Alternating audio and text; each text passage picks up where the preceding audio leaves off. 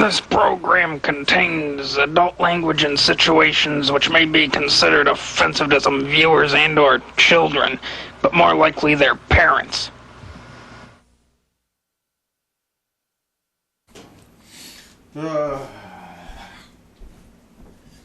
Another day, another fucking Lovejoy story.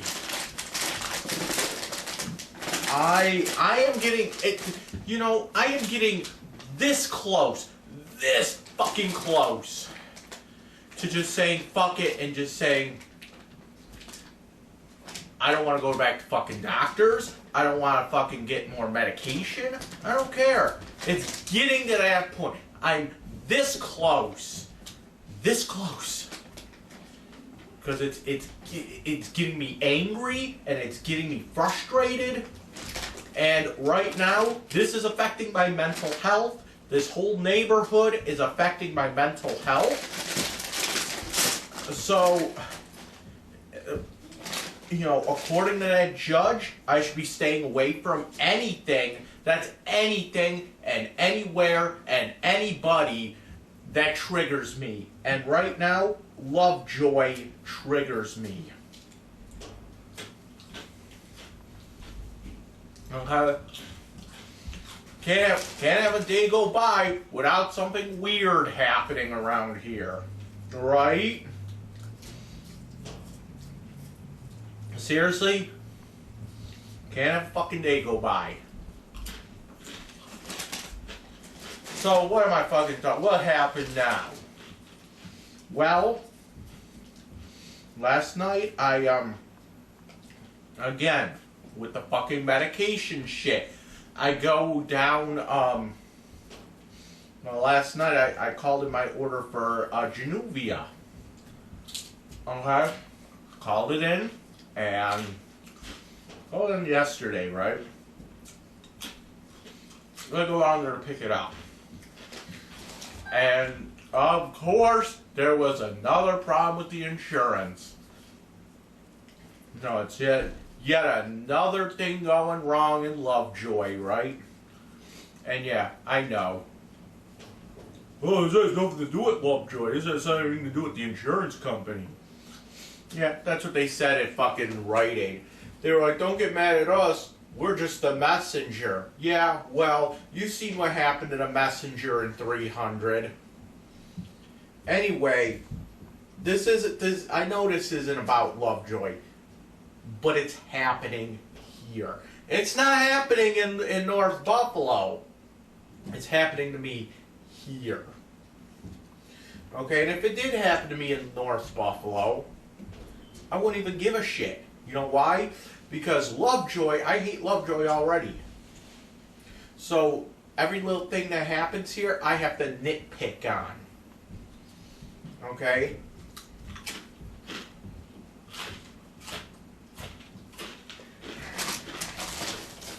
Just my way of coping with living in an undesirable neighborhood.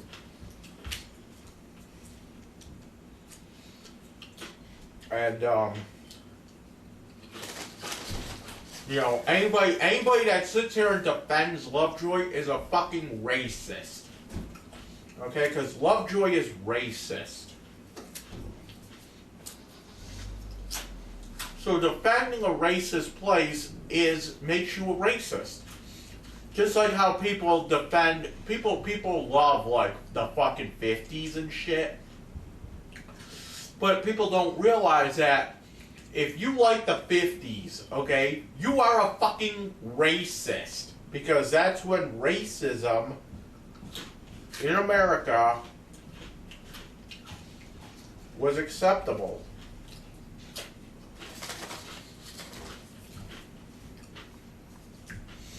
When you like Lovejoy, okay, you're pretty much saying, fuck the black people that had to suffer and get shot and stabbed and their houses burned down because they're black.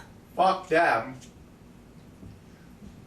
I like Lovejoy because that's where my family grew up. Yeah, well, your family grew up in fucking racism.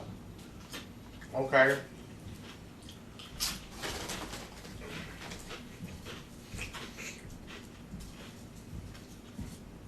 It's like, fuck the black people that were just trying to get by at the time. And had their fucking homes burned up. Got stabbed, shot with a shotgun. Fuck all those people. My family grew up here. Like I said, your family is a fucking bunch of fucking racists. And you know, I like going into those old 50s diners. Yeah, well, guess what? Those 50s diners are racist. Because they're imitating a point in American history where racism was very acceptable.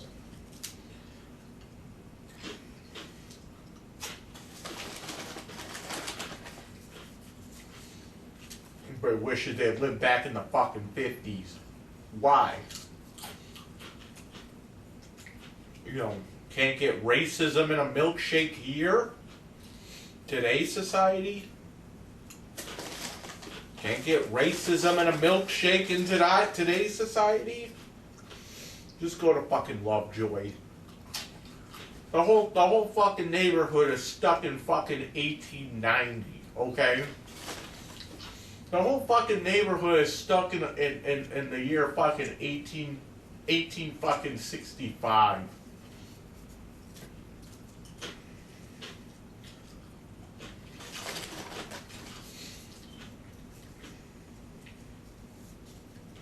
It's stuck in fucking.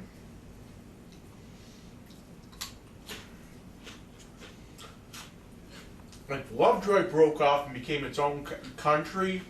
Well, for real, I make jokes about how Lovejoy is a separate country, just like Riverside is a separate country. But I'm serious. If Lovejoy broke off and became its own fucking little country, you can guarantee you that they will bring back slavery in Lovejoy. I can guarantee that.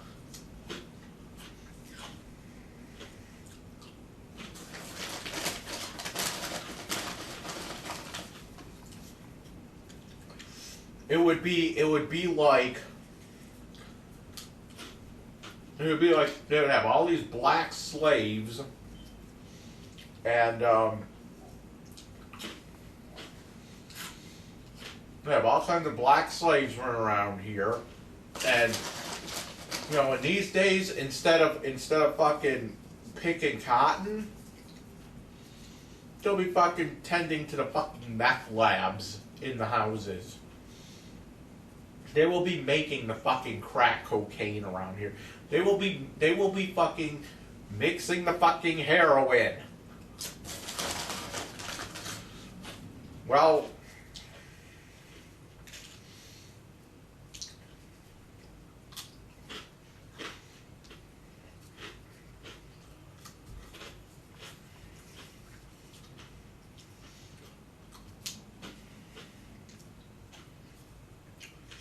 if Lovejoy was its own country, we would have its own fucking Hitler trying to exterminate all the fucking blacks in fucking Lovejoy.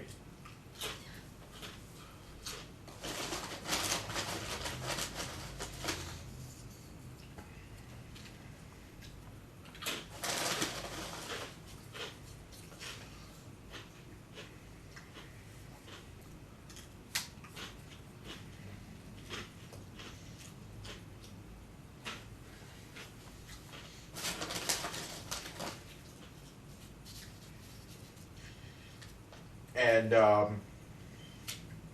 we would have Lovejoy would have a war with the rest of the United States. Wait a minute, why did I say the rest of the United States? Lovejoy wouldn't be part of the United States, so it would be a war between Lovejoy and the United States.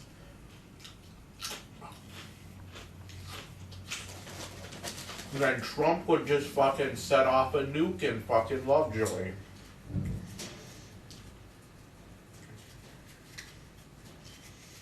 That's all.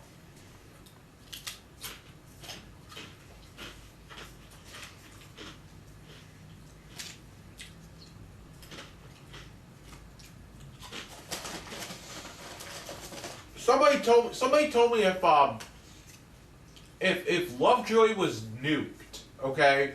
Somebody said that makes no sense if Lovejoy gets nuked, because if they get nuked, if Lovejoy gets nuked, the rest of fucking Buffalo gets nuked. And I'm like, you know what? Because it's powerful. Let's say, from what I understand, if fucking Rochester got nuked, Buffalo would be in a blast as well. That's how powerful the nuke is. However, okay, how about this? Don't we have like can't you just make like a little fucking small nuke? I'm serious about this too.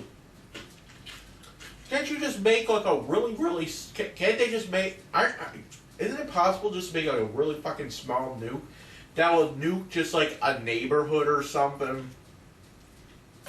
I'm actually serious about that too.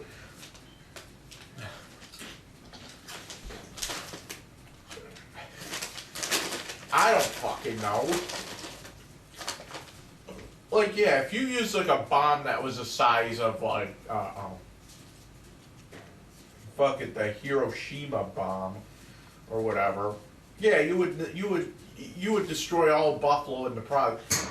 But can't you just make like a little fucking nuke that's like really small that will just wipe out a fucking neighborhood? Somebody answer that to me in the like. Is it possible to make like a nuke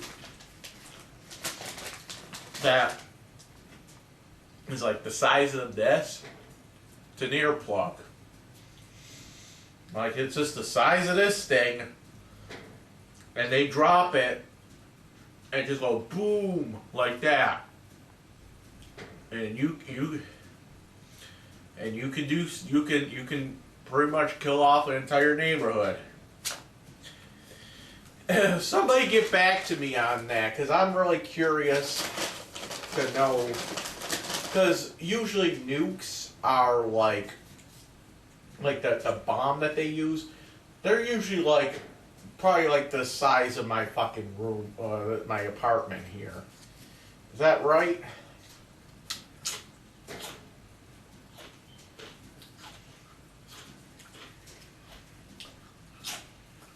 Like, some of these bombs are not huge, but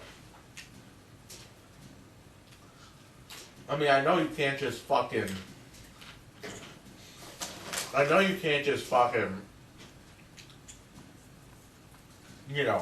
pick one up. Like, something like the size of that, you can imagine if just like your average person get on a hold of a nuke that size. Then all they have to do is just take it out of their pocket and throw it on the ground, and the whole neighborhood goes up. I don't know.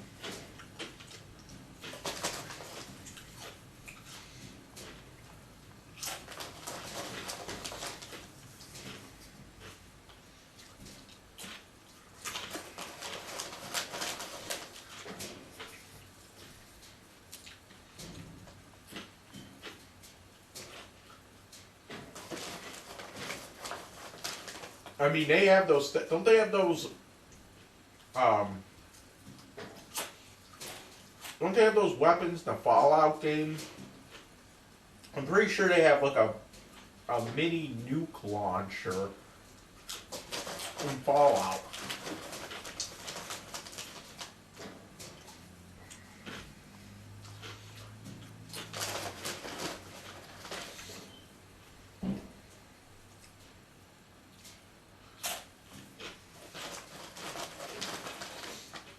But anyway, so what happened today? Well, I had to go pick up my Januvia today, and of course, my fucking insurance is no good again. And it would cost me like over $8 for a Januvia, which, whatever, you know. People are gonna say, well, it's just $8. That's not the point, though. The point is that this is Lovejoy, and I shouldn't be paying anything. You know? Fuck it. This was fucking Canada, okay? If I lived in fucking Toronto, you know how much I pay for that prescription? I paid nothing. Nothing! Okay? I would pay absolutely nothing.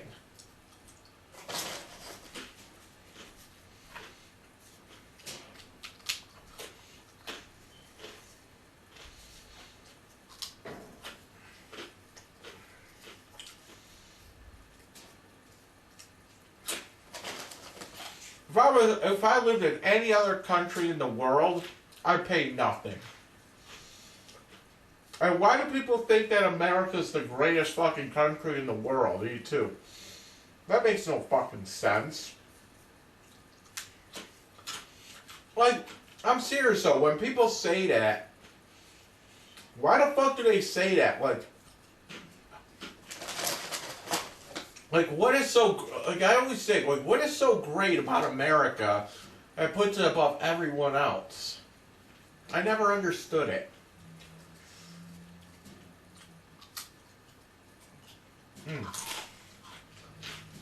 Well, what's so better about the United States than Canada? I don't fucking get it. Look, because of freedom. That's why. Yeah, but a lot of fucking countries have freedom. And define freedom. Free speech? Okay, a lot of countries have that.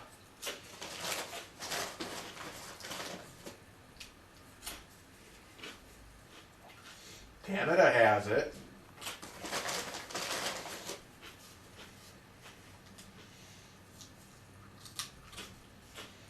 You have the right in Canada to, you know, criticize Justin Trudeau, just like you have the right here to criticize Trump.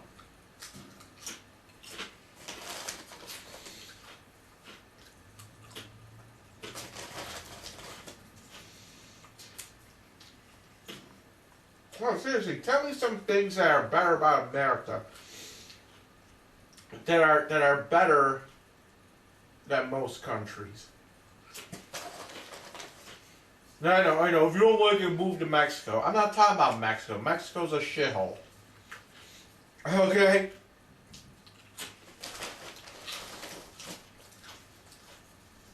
I'm not talking about Mexico. I'm not talking about fucking, I don't know, fucking countries in fucking Africa or something. I'm not talking about them. No. Yeah, those countries and Mexico, they're America's better.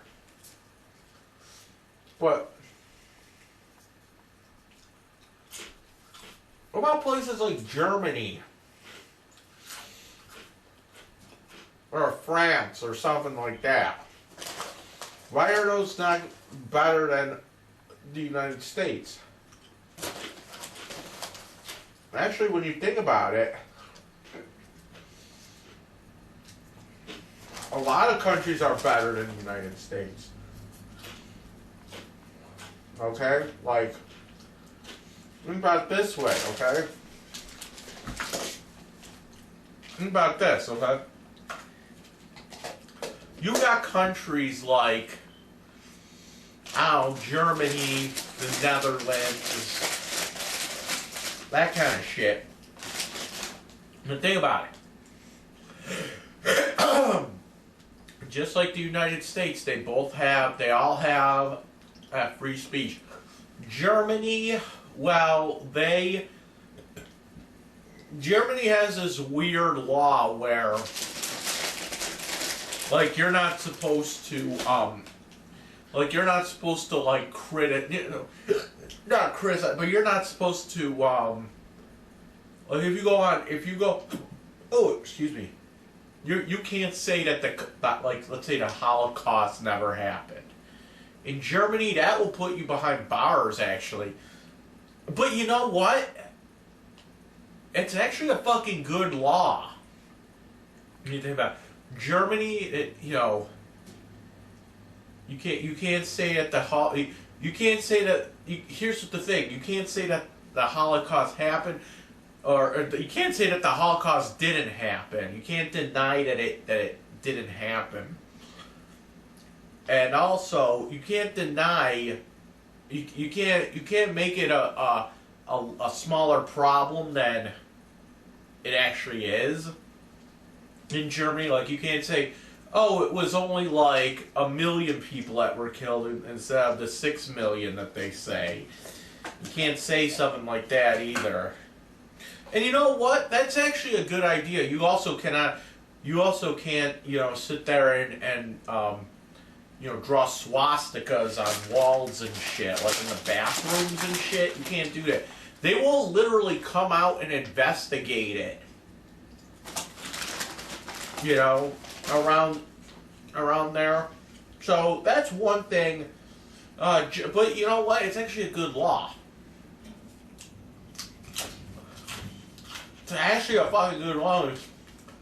They don't want to see. That's the thing. In Germany. They are so embarrassed by fucking Hitler and everything nowadays that they don't want to have a repeat of the time Hitler was around. So that's why they're very, very strict about that kind of shit. So, other than that, you can criticize whoever the fuck you want in Germany. Netherlands, you can criticize whoever the fuck you want. The U.S., you can criticize fucking Trump if you want. However, in both Germany and the Netherlands, okay, and Canada as well, you know what freedom that they all have that America doesn't? Prostitution is legal in all those countries.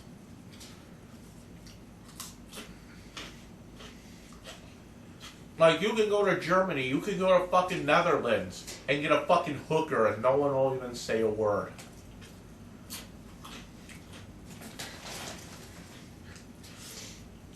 In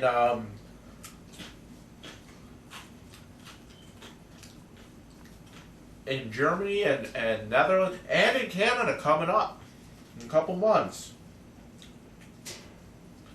All those countries, weed is legal. You can go into a fucking store and buy weed. You can go into a 7-Eleven and buy weed. I don't know about 7-Eleven, but you can go to any fucking corner store in the Netherlands or fucking Germany and buy fucking weed. And coming soon to fucking Canada, you can do the same thing. You can buy weed in Canada. I think it's like in July or something they're making that legal. Ow.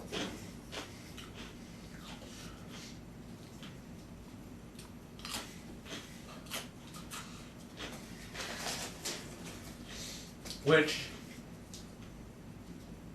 when you think about it, it's gonna suck.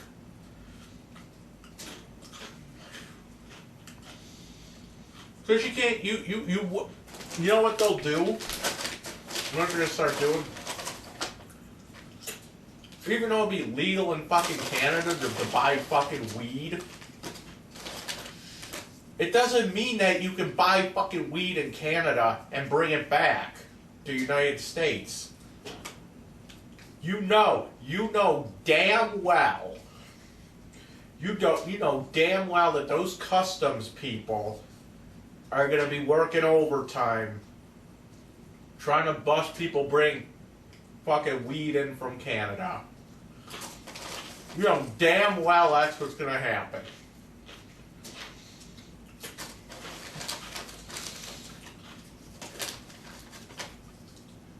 So it's like I can't just go like you can't just go to Canada like one day.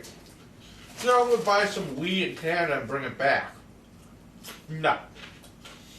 They will bust you. They probably will be looking for that shit too. They probably will be.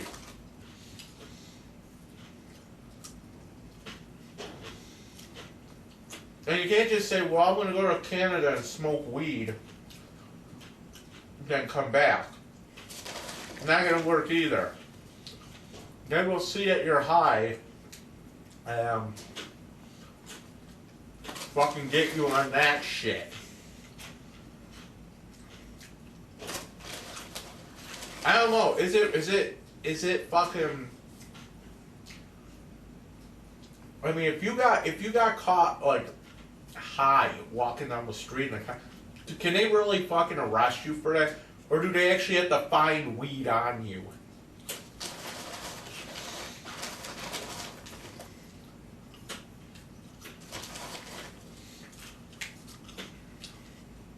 Ow.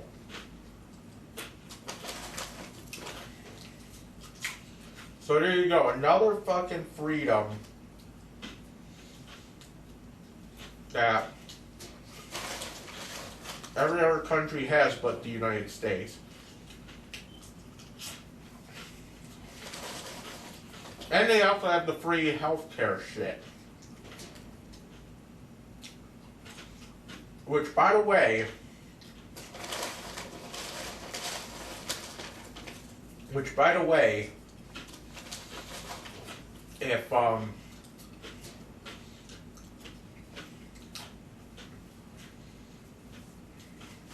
you know, people are gonna say, well, it's gonna, you know, it's not good enough or whatever. Well, think about this, okay? How would it be? Okay, it's actually a good thing. You know why? People be like, well, I don't want to pay for other people's health care, but that's not really a point. Okay? Think about it, this one for a second, okay? Wouldn't you just love it if you just walked into a hospital or tried to get medication for yourself and you didn't have to go through all the stupid fucking shit? You didn't have to go through the stupid fucking shit where, you know, it's been approved, it's been denied, that kind of shit. Wouldn't that be great? Wouldn't it be great that, like, your old fucking grandmother can go to a fucking doctor, and because she's old, she doesn't have much money. You're sitting there and saying that you want to deny your old fucking grandmother a fucking. It would be nice, you know, that anything could be just approved. You wouldn't have to worry about it not being approved. You know, grandma needs a new hip replacement. Okay. Well, grandma has to pony up $500,000. Well, that's not fair. Then grandma doesn't get her hip replacement. Oh, wow. Wouldn't that be great if you just walk in and say, grandma needs a hip replacement? Alright, let's go. Instead of worrying about the fucking insurance and the red tape and all that. Some people say, oh, you're waiting for a long time with that shit. I don't know.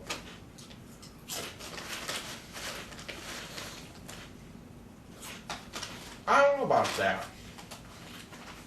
I mean, I guess if it's like an emergency, like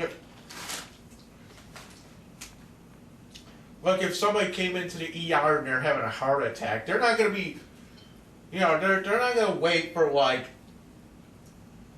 fucking days and weeks upon weeks to get treatment for a fucking heart attack. I think what it is if it's an emergency, they will treat it. Just that you won't have this huge fucking bill to pay later. And that makes no fucking sense.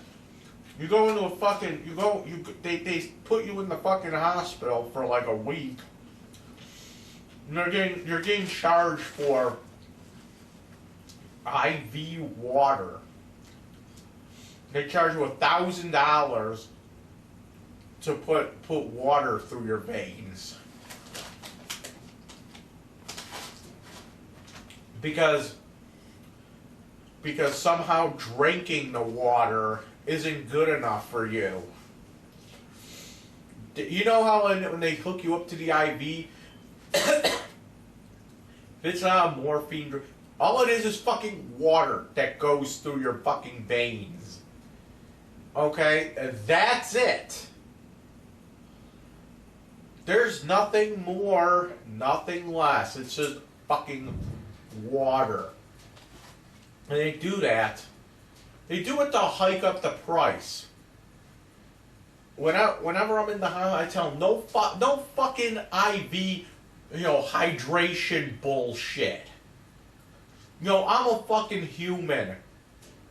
Let me drink with my mouth. You know what though? The only thing that IV hydration shit does, you know what? The only thing it's really good for is like people who are going through like withdrawal from like heroin and shit, and they can't eat anything because they'll just throw it up.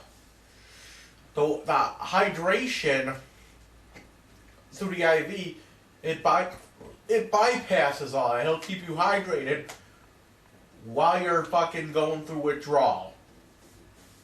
Like anything that happens where if you can't hold down food, then maybe you should be on the IV hydrate. But if you can hold down food, you can hold down water. Okay, and you don't need the IV hydration. Okay?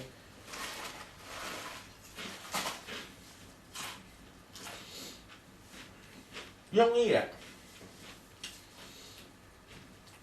It's just another way for them to make more money off you. It really is. It really is, to be honest.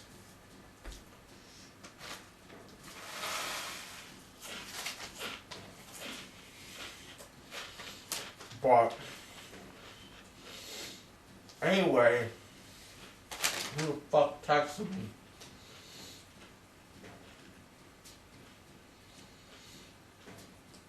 Dragon Lord Frodo has sex on tape.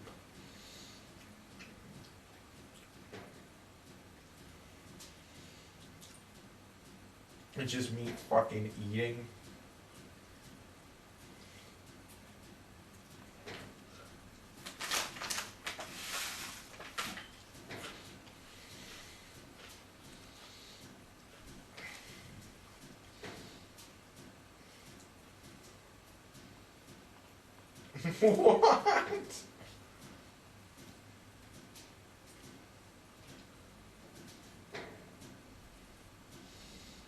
What? Wait.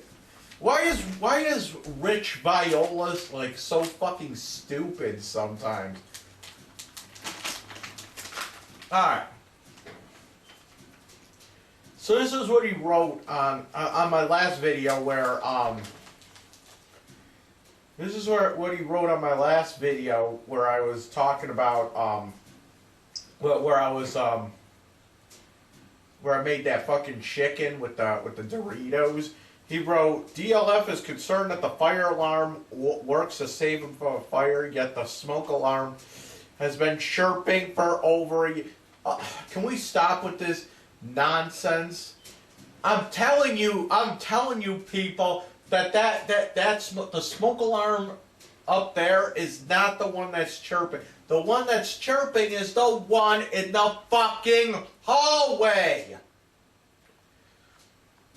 And I already said, okay, I have already said, I would replace the fucking smoke alarm. However, when I actually saw where it is, I tried to replace the battery, but the problem is it's too high up on the ceiling. I can't reach it. Like I would need like some kind of I would need to like step on something or climb on top of something or something like that in order for me to reach it. I would need some kind of step ladder. I'm telling you, dude, it's really high up. Okay? So, really, it's in the hallway. Okay? There are 3 apartments in this house, in this building, and we all share a common hallway. Okay? There's this apartment, which is all the way in the fucking back, and then there's the people that are across the hall there, and they have the lower front. Then on top, there's another family that lives upper front. So it's upper front, lower front, and then it's the rear, which pretty much takes up like, it's really hard to explain. It's almost like 2 apartments on the bottom, like on top of each other, and then there's like a separate apartment all the way in the back where it takes up like 2 floors. So like my apartment, like right now I'm in the fucking thing here, I'm in the fucking living room, and I go upstairs and there's my bathroom, but there's a door that's in my bedroom that I don't even open, but if you open that door, you can go out to the upper apartment, upper front, and there's stairs that go downstairs as well. So,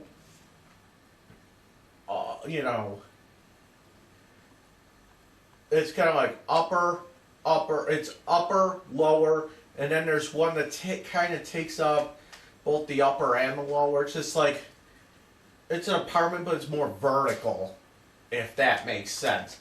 Well, we all share the same fucking hallway, so somebody needs to fucking, you know what? If I can find something that I can stand on, that I'm not gonna break my fucking neck trying to fucking fix, I'll go out there right now and put a new battery in it. Assuming I have the battery that it takes, they should have that. But that's what you're hearing. You're hearing the smoke detector from out in the hallway. So he said something else that's dumb. Anything is better than sex with DLF. Okay. How would he know? And then he wrote, your vocational counselor is not, quote unquote, smoking hot. She's a 6 at best. But when compared to your only sexual encounter with a mentally disabled girl, I guess that makes sense. Hashtag DLF's low standards. Okay. I think that the fucking counselor's fucking hot. Your mileage may vary, okay? But I seem to get fucking good looking fucking counselors and, fucking doctors and shit. But hold up a second. A mentally disabled girl? What the fuck are you talking about? Where did this come from that Amy is mentally disabled? I honestly, at the very, very most, she might have like, okay, Amy has like some kind of slight brain damage, and it's just because of she was in a coma for like 8 days or something like that, back in like before I even met her. Okay, I forget. I really don't understand how it happened, but somehow I don't know. She came out of the coma in like 8 days or something. But I think she has like some, she has some kind of brain damage going on, a little bit. But she's not like stupid. She's not like retarded. She doesn't just sit there like that. No. Like, she has a job that she's been going to. Like, she probably makes more money than you do, Rich. Okay? She probably makes more money than you do. Okay? She works at like a group home. She's no, I don't know. She doesn't just work at a group home. She manages the fucking group home.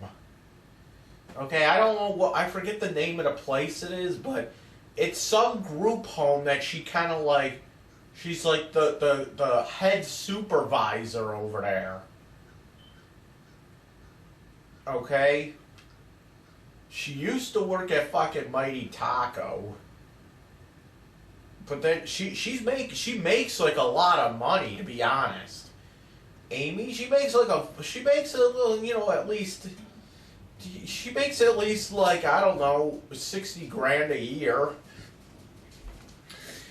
And you're over there bitching because you didn't get your Christmas bonus. Okay? You're over there bitching because you didn't get your Christmas bonus.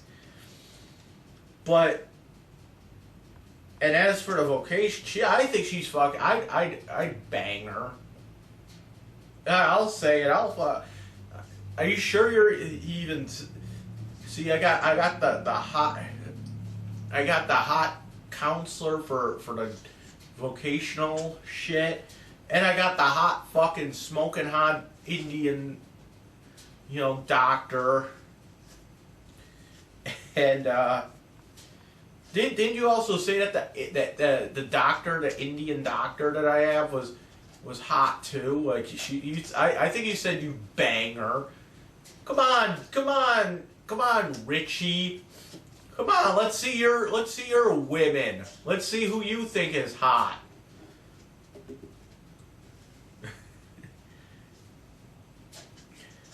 Come on.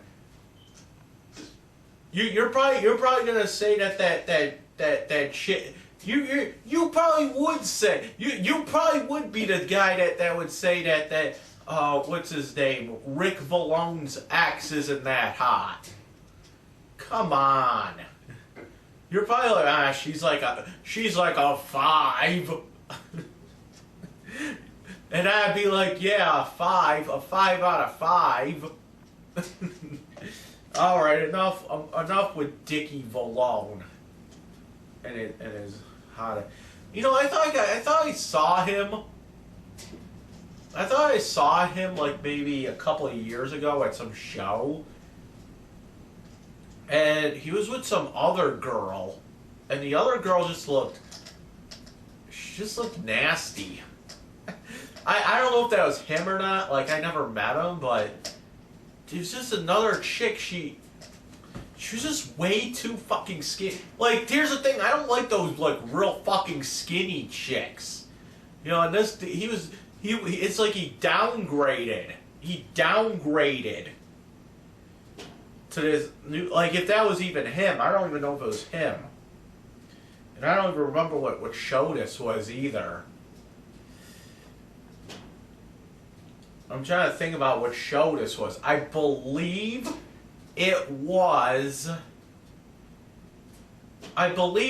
at some Club Infinity show, but I could be mistaken. I honestly think it was it was either, I'm trying to think of the shows I saw at Club Infinity now. It was either the what do you call it? That what's that Tony Lorenzo benefit? It was either that one or it could have been that Dying Fetus show. I really can't remember, to be honest. It was either one of those shows, and there was a guy I thought was, because isn't Rick like really fucking short? I don't know. He's like kind of short and squat, isn't he? I honestly don't know. I have an idea of what he might look like, but I don't know. I know he was like in some band like 50 years ago, and he was in the band with the chick that he dated. I'm pretty sure. But I used to go to fucking school with that chick. That was I think before he was dating her, maybe. It was after. I don't fucking know. But like she used to like do hair at Harkness, and I was like upstairs, like doing like fucking computer bullshit. Like I was actually getting a job. I was actually trying to learn a skill. Actually, that didn't come out right. She's doing fucking hair. Okay, but I don't know. She's fucking hot. You say what you would be the guy that says she's just a fucking 7. Like, who would you consider a 10 now? I want to know Richard Viola. Who the fuck would you consider a 10? And come on, don't say somebody stupid like Pam Anderson or something stupid like that. That is so fucking cliche. Okay, don't sit there and say, "Oh, Pam Anderson." When we were growing up, everything was fucking Pam Anderson this, Pam Anderson that. Why?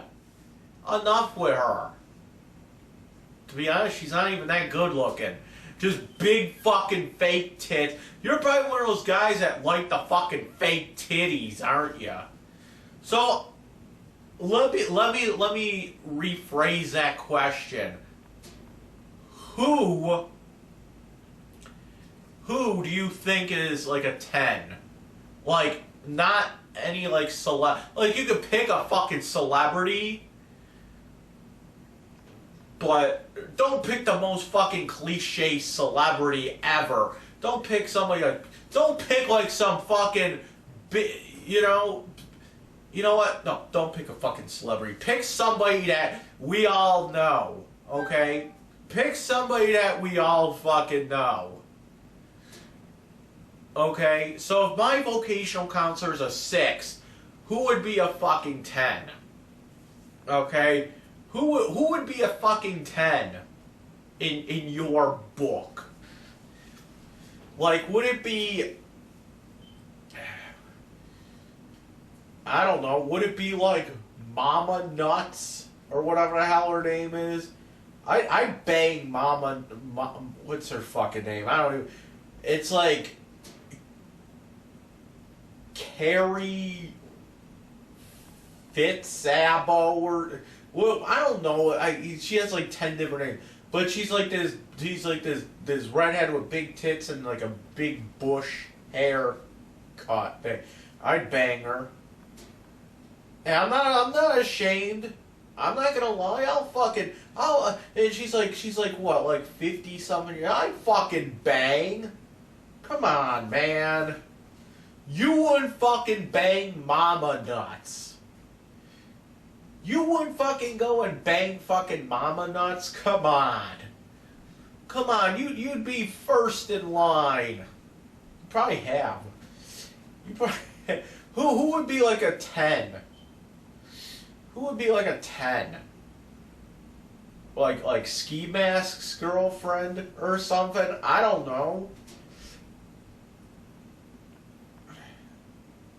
I don't know. Who would be a 10 for you? Somebody that you can like that you know, pretty much. Well, if that vocational counselor's a fucking 6, then she actually looks like somebody in my past. To be honest, she looks like somebody that worked at Gateway back in the day, but I cannot remember her fucking name. She was like one of the counselors. Like I had a fucking hot counselor, that Rebecca Crawford chick. She was kind of hot, but you know, after like a couple kids or whatever, I don't know. But anyway, there was another counselor that was doing her job, because there was a couple counselors in that place. There's like 4 or 5, but there was another one that kind of looked just like her. I cannot remember her name though. And then of course there was the one that everybody wanted to fucking bang, which was Miss Peters. And like Miss Peters gave everybody a big fucking Peter at the end of the day. She would come in the fucking place with, and she'd like wear like this fucking top that like showed off her tits, and she was fucking hot. She was like one of those. She was like those older fucking ladies that were like. She was like, yeah, I know how to suck a dick. You know. Oh, by the way, I'm getting off topic here, talking about women with Richard here.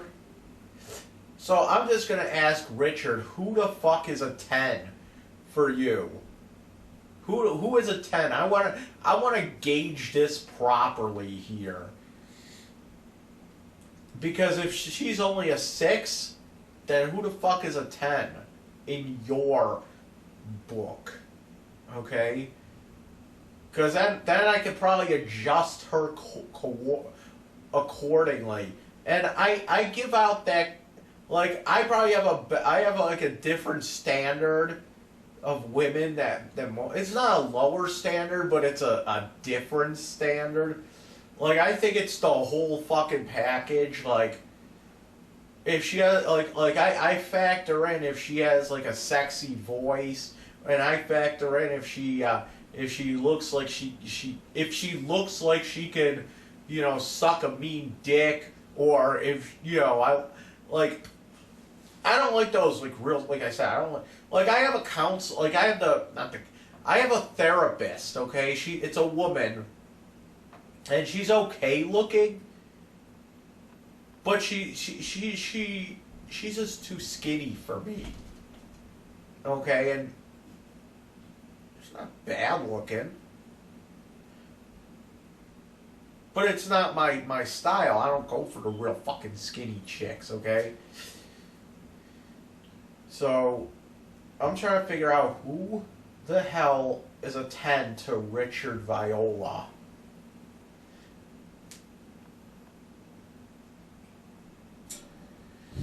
Like, okay, so you say my ex-girlfriend Amy isn't cute. Amy's cute, but she's maybe a 4 out of 10 maybe. Okay, I'll be honest. But she makes up for it because she loves to fucking have sex. Like, when we were dating, it was like whenever she came over, it was first thing, fucking get that big dick out, puppy. I'm gonna suck your fucking puppy dick. And I'm like, okay. And you know what? It was fine. And she liked it up the ass, so she gets points for that. And so she always like when I come on her face. So she gets points. She might not be the most like fucking hottest woman ever, but she gets points because she looks up the ass. She likes to take it in the fucking face. She likes to fucking eat my fucking load all the time. So I mean, So that's what happens.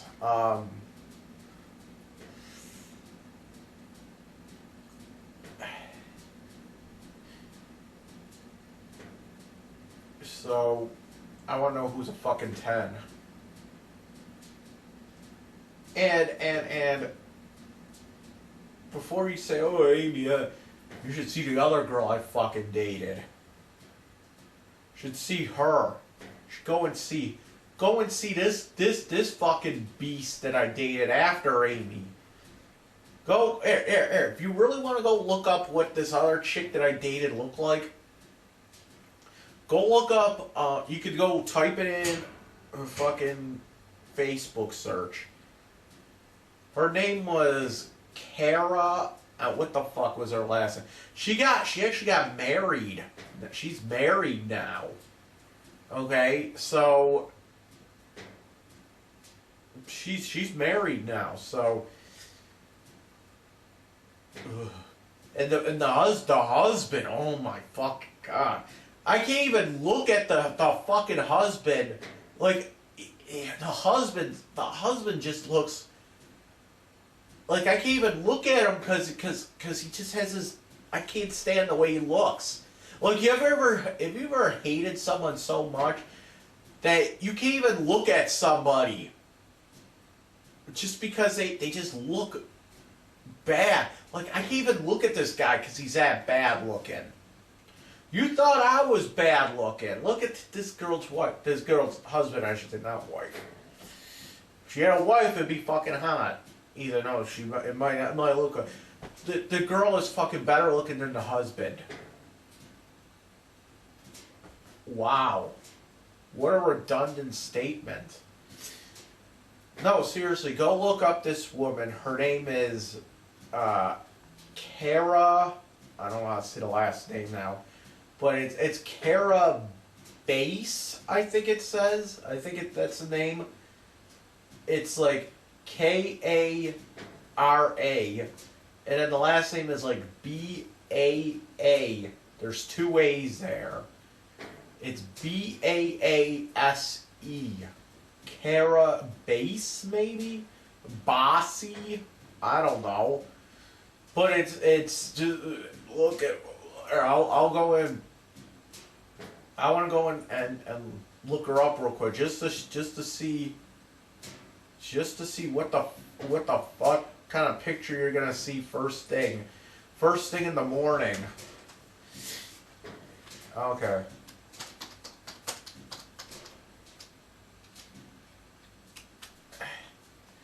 Yeah, go look at this chick. Oh my god. Okay, so the fucking picture she has, the first picture you see there. That's not her husband. I don't know who the fuck that is. That's just her and some guy. I don't know. That's look at. I can't even look at her. She's like the opposite of Amy. Like Amy has the big fucking teeth. Okay, and then there's the fucking husband. There's a picture of her with the husband, and the husband. They have a thing that says 5/14/16. I don't know what that fuck that means. But she's like married now. She's like married now, and she had okay. So you know what this Kara girl looks like? To be honest. She kind of looks like that Honey Boo Boo's fucking mother with fucking brown hair. There you go. That's what she looks like. This girl has like. Amy had like these huge fucking teeth, okay? But Kara has like little fucking teeth and these huge fucking gums. Like, what the fuck is with the gums? She has these, like, Amy had, like, big fucking teeth with little gums, and this chick has little fucking teeth with big fucking gums. Okay? It's like that whole thing that I will never forget the one time Brandy said this, Brandy Autumn Treelore Robson said this. Okay? And I always laugh when I say it. I say a lot of shit about her, but I'm giving this credit where credit is due. She has said one of the most funniest things I have ever heard in my life. And you ready for what she said? Okay. She's like, why can't you ever get a girlfriend with a proper gum-to-tooth ratio? Oh my God, that is like that's the absolute best. That is the absolute best thing I've ever heard. It's so fucking true.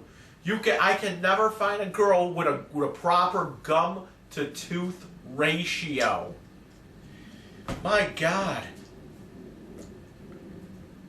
My God. And that's not all. That's not all. Okay? That isn't all. I've dated girls, other girls too. But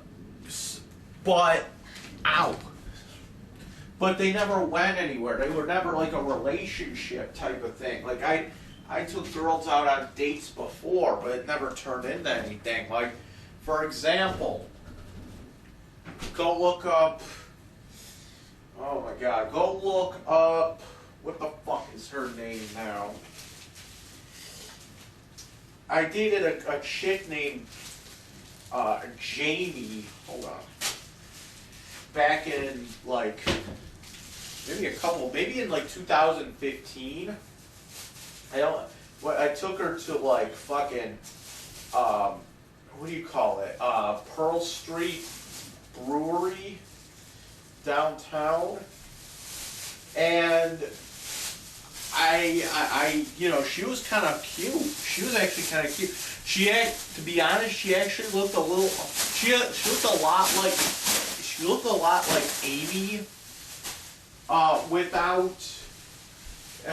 But this chick had like really long red hair, and she also she had glasses, and she didn't have the fucking teeth problem. But she was kind of cute actually. She was like a kind of chubby, It's like I like her. Go look up what the fuck is her name now. Jamie Weller, I think her name is. I don't know. Or you could go look up. I forget what she goes by these days on Facebook. She either goes by this what is it? Princess Amazing Mitty. I forget what she said. She said that Mitty was the name of her cat, I think. She seemed like she was a girl that I believe she had like some kind of like Asperger's as well, which is fine because I have Asperger's. And by the way, when you say that I had sex with a quote unquote mentally challenged girl, think about this for a second, okay? I'm kind of mentally challenged. That means Amy had sex with a mentally challenged man. So why are you going after me about that? Wouldn't she be just as guilty here? I don't know. But anyway, go look up Jamie. I think her name was Jamie Weller. And then I also dated another chick. I only went on like one date with her. And this chick was fuck was her name? Jamie Palmer in like Niagara Falls. And I don't know about her. She was into like a lot of the same shit I'm into, like metal and shit, but like she was also into a lot of like fucking wrestling and all that. I'm not into wrestling, to be honest. But she was like obsessed with wrestling, and she like wrote these she wrote these stories. Oh my god. She wrote these like fan fiction. She was like a fan fiction writer. And she always wrote about how she always wrote these like gay fan fiction stories about wrestlers and like black metal musicians. Like the one story I read of hers, it involved Varg from Burzum and Dead from Mayhem, and they were like, there was like what do you call it? They were, it was like a gay fan fiction thing, and it was so fucking bizarre. It was just so bizarre that, because in one part of the story, Varg gets Dead pregnant. These are two men, okay? I was like, how the fuck does that happen? I was like, how the fuck does Dead have the baby then? What, does he like piss the baby out of his dick? And she's like, well, it's obvious. He cuts the fucking baby out of him. Oh, okay. So it's like, it's this weird fucking thing going on with these women that I date. And then you got this other chick that I dated. I actually hung out with this chick for a while, but we never had sex. And that's unfortunate because she's fucking hot too. She's one of the fucking hottest women that I probably went on dates with. Her name was Gabrielle Filipski. Oh my gosh, she was so fucking hot. With this fucking, she kind of chubby with big tits and long blonde hair. It wasn't like that blonde hair that's like all fucked up. It's like really nice long blonde hair. But she was also kind of weird too. Like she was always just like, she was always like really fucking weird. Like she's like, I don't want to stand at the bus stop because this bus stop has a light or something. Like, I don't want to stand outside this bus stop because it has a light and I don't want people to see me or something. What? What the fuck are you talking about? She didn't want people to look at her at the bus stop for some reason. Which was fucking a shame because she was fucking hot. Like, she always thought she was like fucking fat and ugly, which she was a little bit fucking chub. But then again, she was like fucking hot. She was fucking hot now. She was fucking hot. But anyway, actually, this isn't what this video is. I got sidetracked. That's what I'm talking about. See, when I have fucking Asperger's, I get sidetracked. So no, this isn't what's up. So I was about to do a fucking video about this, and because I got so fucking off track here, I don't know where to start here, but okay. So I go to fucking Lovejoy Rite Aid. Okay. I go to Lovejoy Rite Aid here, and they're telling me here that the Blue Cross has been the Blue Cross Blue Shield insurance has been terminated. I don't know why, but we're gonna call Blue Cross about this one. Because I think that's what's making the Januvia the $8. Let's see here.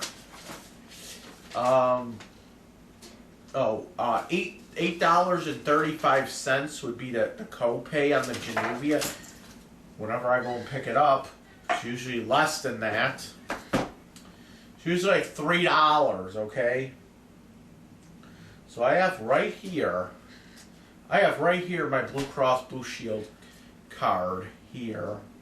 So we're gonna call this son bitch here.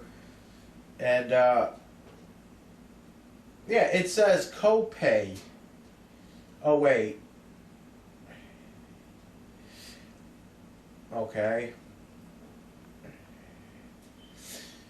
I don't know how the fuck these insurance things work, though.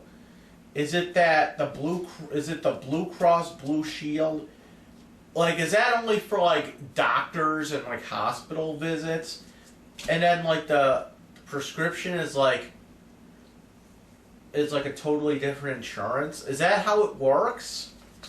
Because I always hear people say shit like, "Oh, we get dental and vision coverage." Is that a separate insurance? I thought that was all under the healthcare insurance. I don't fucking know anymore. Like, it's gotten to the point where everything just changes every single day over here. So we're calling Blue Cross Blue Shield here.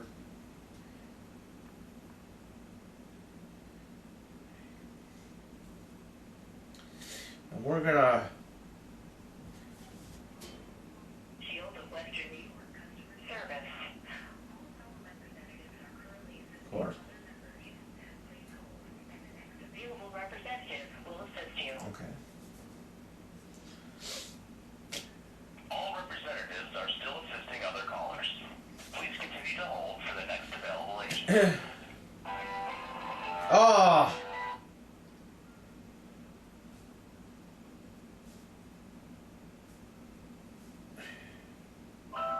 I hate this fucking music. It's so irritating.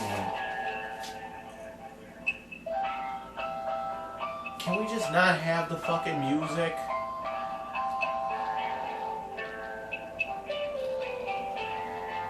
I hate this music. Because it doesn't sound good at all. Like, it just sounds like... Oh, here we go. Thank you for calling customer service. My name is Emily, and who am I speaking with today? My name is Michael Constantino. And how can I help you? Hi.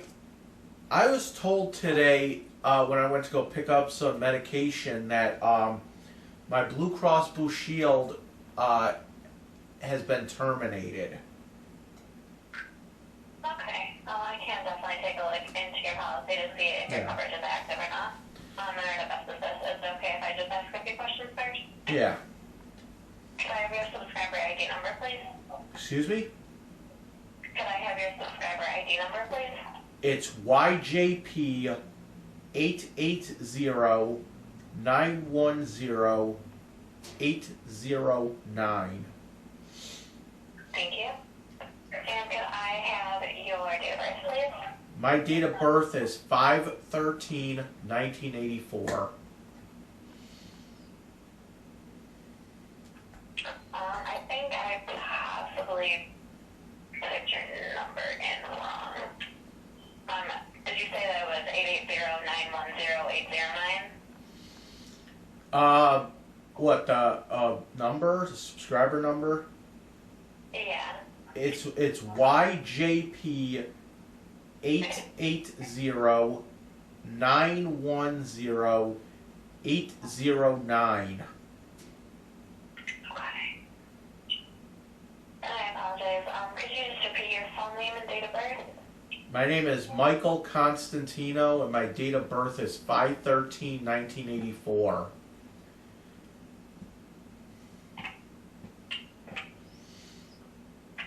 Yeah, I'm not showing that. I can look you up by last name and date of birth.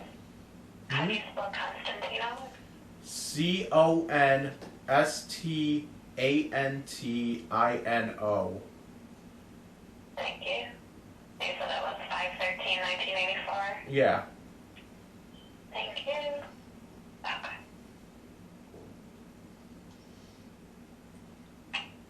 Okay. And then could I have your full address with zip code, please? My address? Or the one that we would have on file? I'm not sure because I'm under my parents' insurance. Mm-hmm. Okay. Their address is 40 Regent Street, Buffalo, New York 14206. And my Thank you. what? Oh, I was just saying thank you. That is the one that we have on file. Okay. And then what would be a good callback number for you? 716-994-4067. Thank you. Your ID number is actually 880-910-804. You were saying 809. Is it 4? Oh yeah, it is. Sorry, it is 4. I can't even I can't even read anymore. Sorry. And then, so you were saying that you went to go pick up a prescription and it was saying that you didn't have coverage? Yeah. Okay. While I just look into your policy, is it okay if I place you on hold for a few minutes? Yeah. Thank you.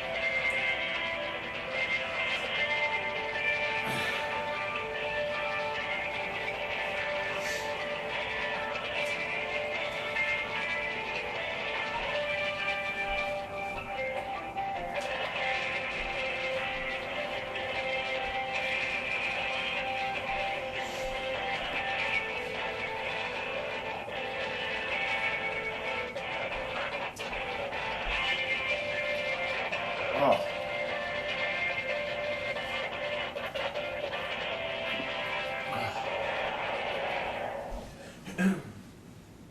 Thank you for holding.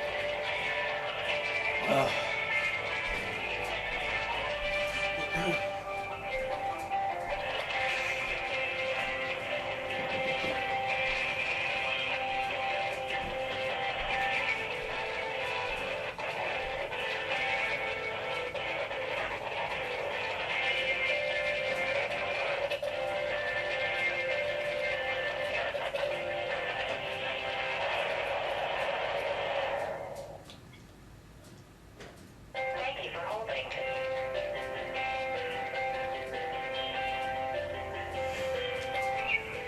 Ow.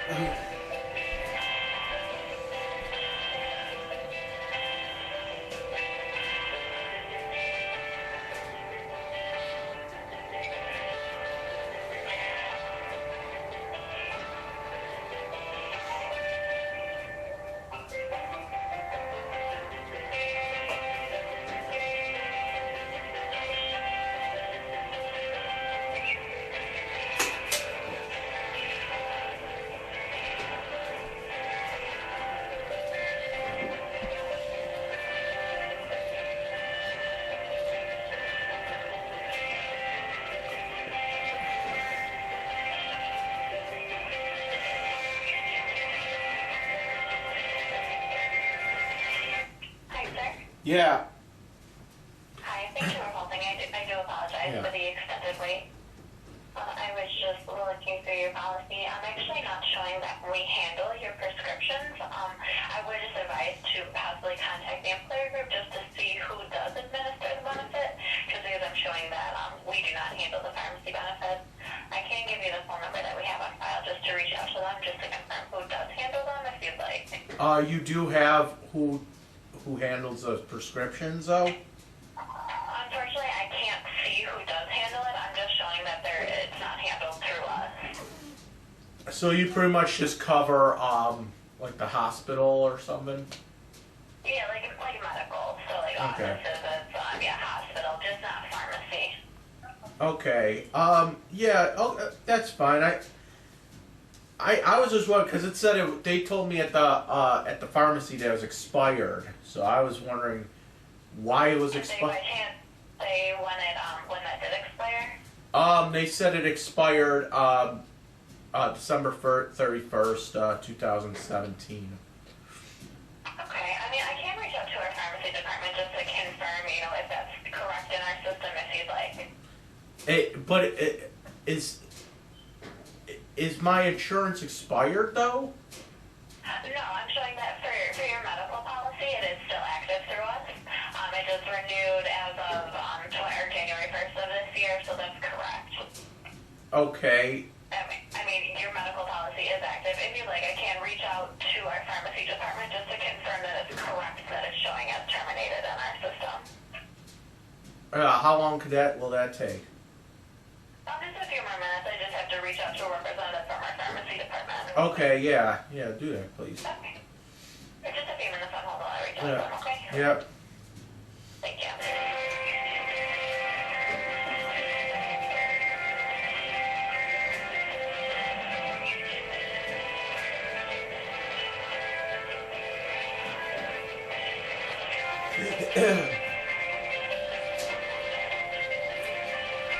Ah.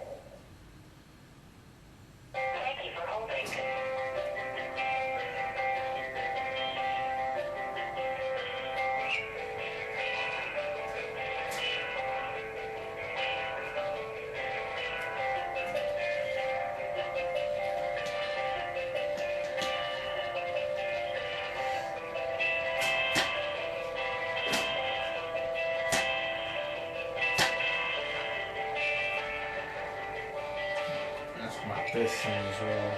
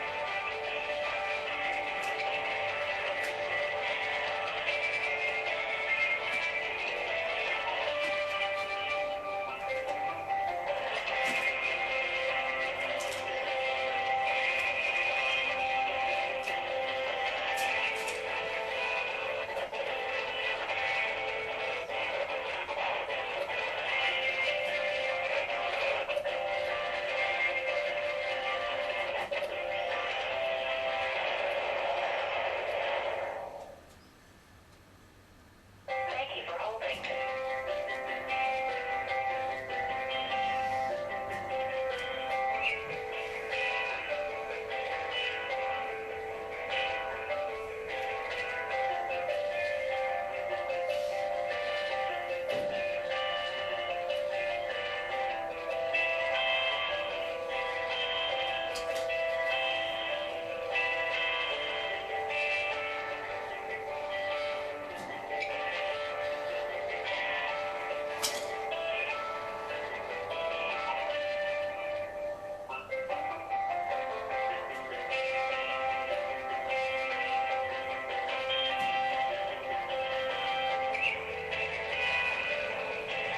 Hi, sir. Yeah. Hi, thank you for holding. I do apologize for the extended wait. I did reach out to our pharmacy department, and there was just a little bit of confusion. I'm showing that you do have a separate policy for the prescription through us. However, it was terminated on January 31st of this year, and we're showing that as of February 1st, you're not active under the pharmacy policy. So you do have coverage through us. It's just on a different ID number, but I am showing that it did terminate on January 31st. So I would, and I did contact the pharmacy representative who said that she didn't have anything in our system saying that you should be active, after that 131, and then should just contact the group just to have them send over the insurance or the information to make you active, if it's correct that you're supposed to be. Okay, so that YJP 880910804 number, that's no longer active. And, so that, I apologize. That one is active. That's your medical policy. Okay. I can give you the ID number for your old pharmacy policy, if you'd like. Because you did have a separate pharmacy policy. Well, I actually just went out and checked the mail, and I got these two new cards in the mail. They're from Blue Cross Blue Shield. I just checked the mail, and it does say in the bottom Medicare prescription drug coverage. They're white cards. And Is that, I apologize, do you have those in front of you? yeah, I just got them out of the mailbox when I was on hold. Does it say the subscriber ID number 990111895? Yes. And then have group number 004238822? Yes. Okay, so that is your pharmacy card. Just unfortunately, for some reason, it's showing that for that card, you were only active from January 1st through January 31st, and then it was terminated. So I would just contact the group to see if they would send over information to make that active again, just because it's currently showing as terminated in our system. And the weird thing about it, it says subscriber, and it just has my name on it. Yeah, I am showing that you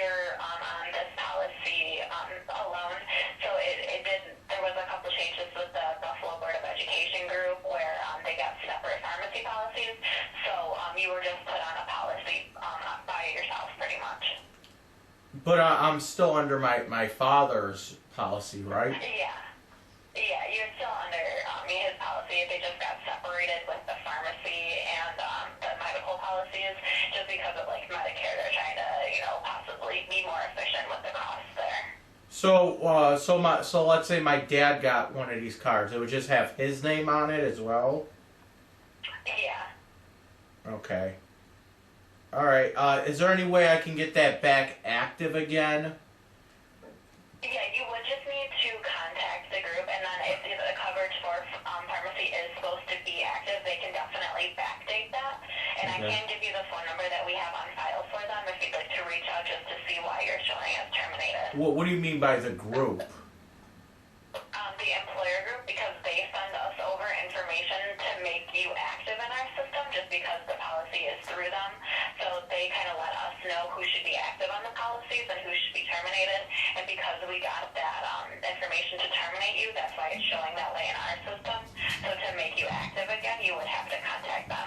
I would have to contact who? My dad's old employer? Yeah. I don't have that Just because information. that's who the I don't have that Yeah, information. I do have a phone number on file for them that I can provide you. So I'm pretty much going to be talking to my dad's old boss, pretty much. Oh no, it'd be like the HR department or whoever handles the insurance for the his employer group. All right. All right. What's the phone number? It's 716 Okay. 816. 816. Yep, and then 3754. 3754. And so after I get that re-enrolled or when I'm back on that policy, then I would just use, like if I want to go get a prescription, I would use this white card, Yes, correct. and it'll be like the same number. Yeah, so there's different ID numbers for pharmacy benefits. It would be that white card for medical benefits, like office visits, hospitals, stuff like that. You use your other card, but for pharmacy, yeah, you do use that white card. It's just currently showing as inactive, so you would need to contact them just to make that active again. Okay. Okay. All right. Thanks. And then, oh yeah, no problem. Is there anything else I can help with today besides your prescription coverage?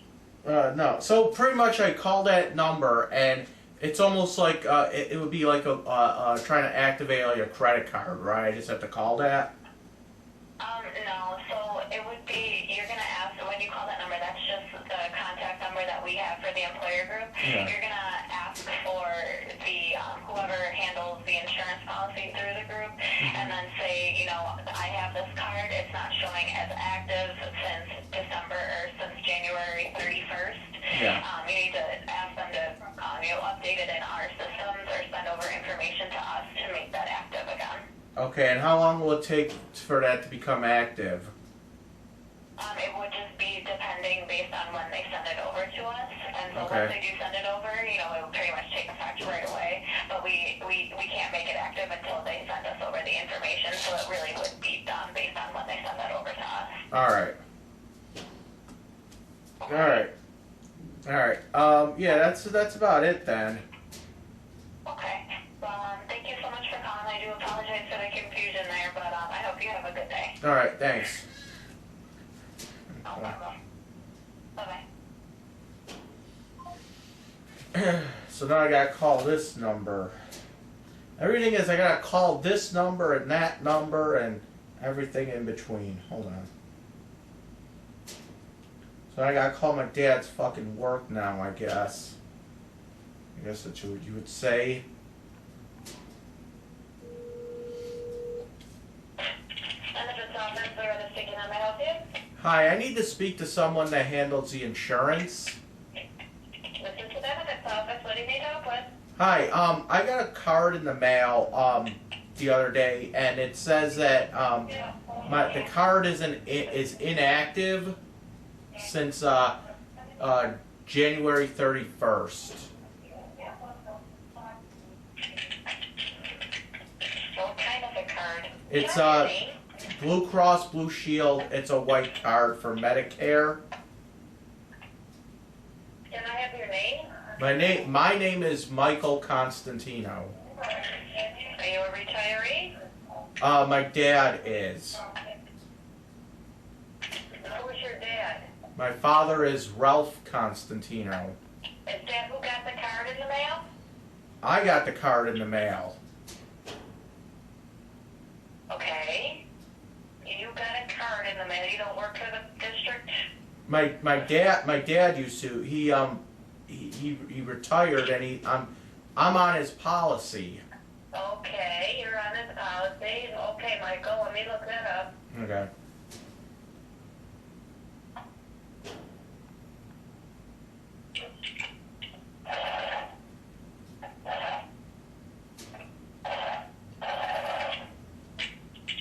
Okay, so you got a card in the mail Yeah. yesterday? Yeah. That's kind of unusual. Okay, and what does the card say on it? It's just it's a white card that says Blue Cross Blue Shield in the corner, and it's for prescriptions. Okay. Do you need the ID number? Okay, no, I think I know what that's for. It says RX on it and it has your name on it? Yeah.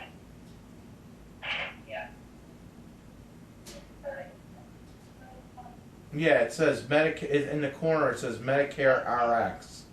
Okay, you should be using that one to get any prescriptions you need. Yeah, I know, but I went to go to the pharmacy today. They said it was inactive. Did you give him that new card? I called up Blue Cross Blue Shield and they said it was inactive. And they gave me. When you went to the drugstore, was it for a refill? Yeah. Did you give him the new card? I didn't give him any card. I thought they had it all on file. No, did they say you don't have insurance when you tried to pick up your prescription? Yeah, they said that it was terminated. Okay, you have to give the pharmacist that new card because your other one was terminated. That's the new one. So that old card won't work anymore, and that's what they have on file. That old card is no good. So you have to give the pharmacy that new card you have. Okay. But when I called Blue Cross Blue Shield, they said that this white card is inactive. This new card is inactive. No, it shouldn't be. It shouldn't be? No, hang on 1 second. Yeah. I'm just going by what they told me. Okay. All right, I'll take the pen.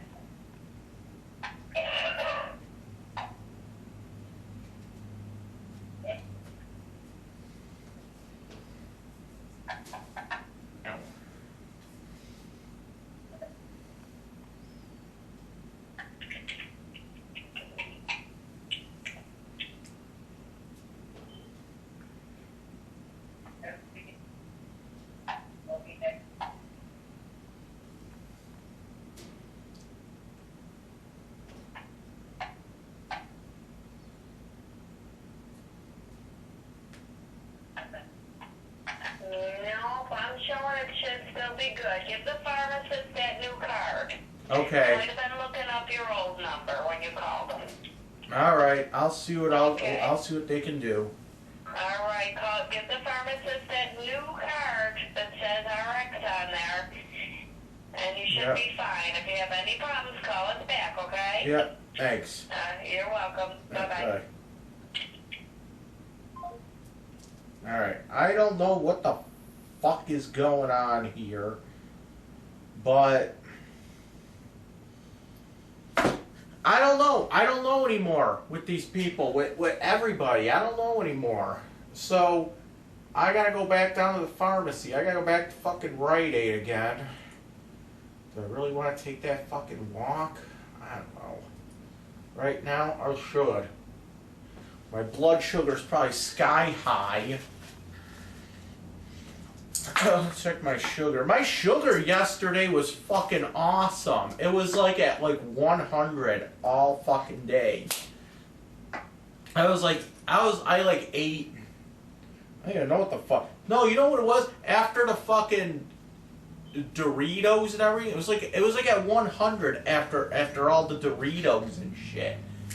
That was fucking awesome. The chicken, ow. That's what I'm talking about. I mean, hold on. I think that green tea is helping a little bit.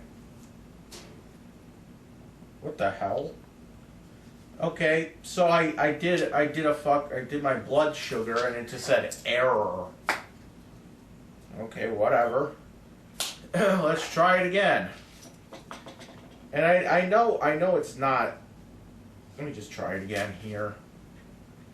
I hate when that shit happens. Alright. What? What the fuck? Every single one of these is like an error message. Let's try another one. Let's try it again. Okay.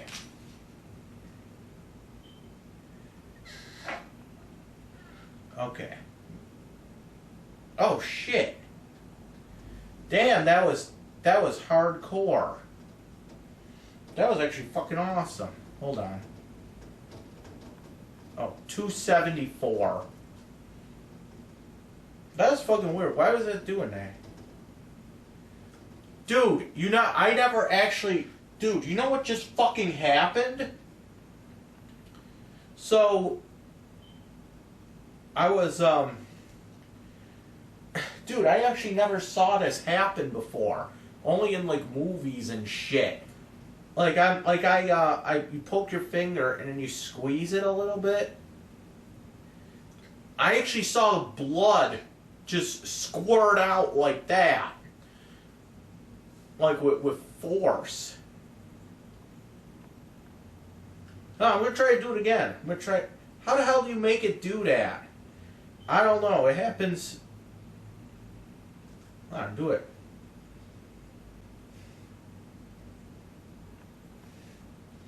Oh, fucking blood.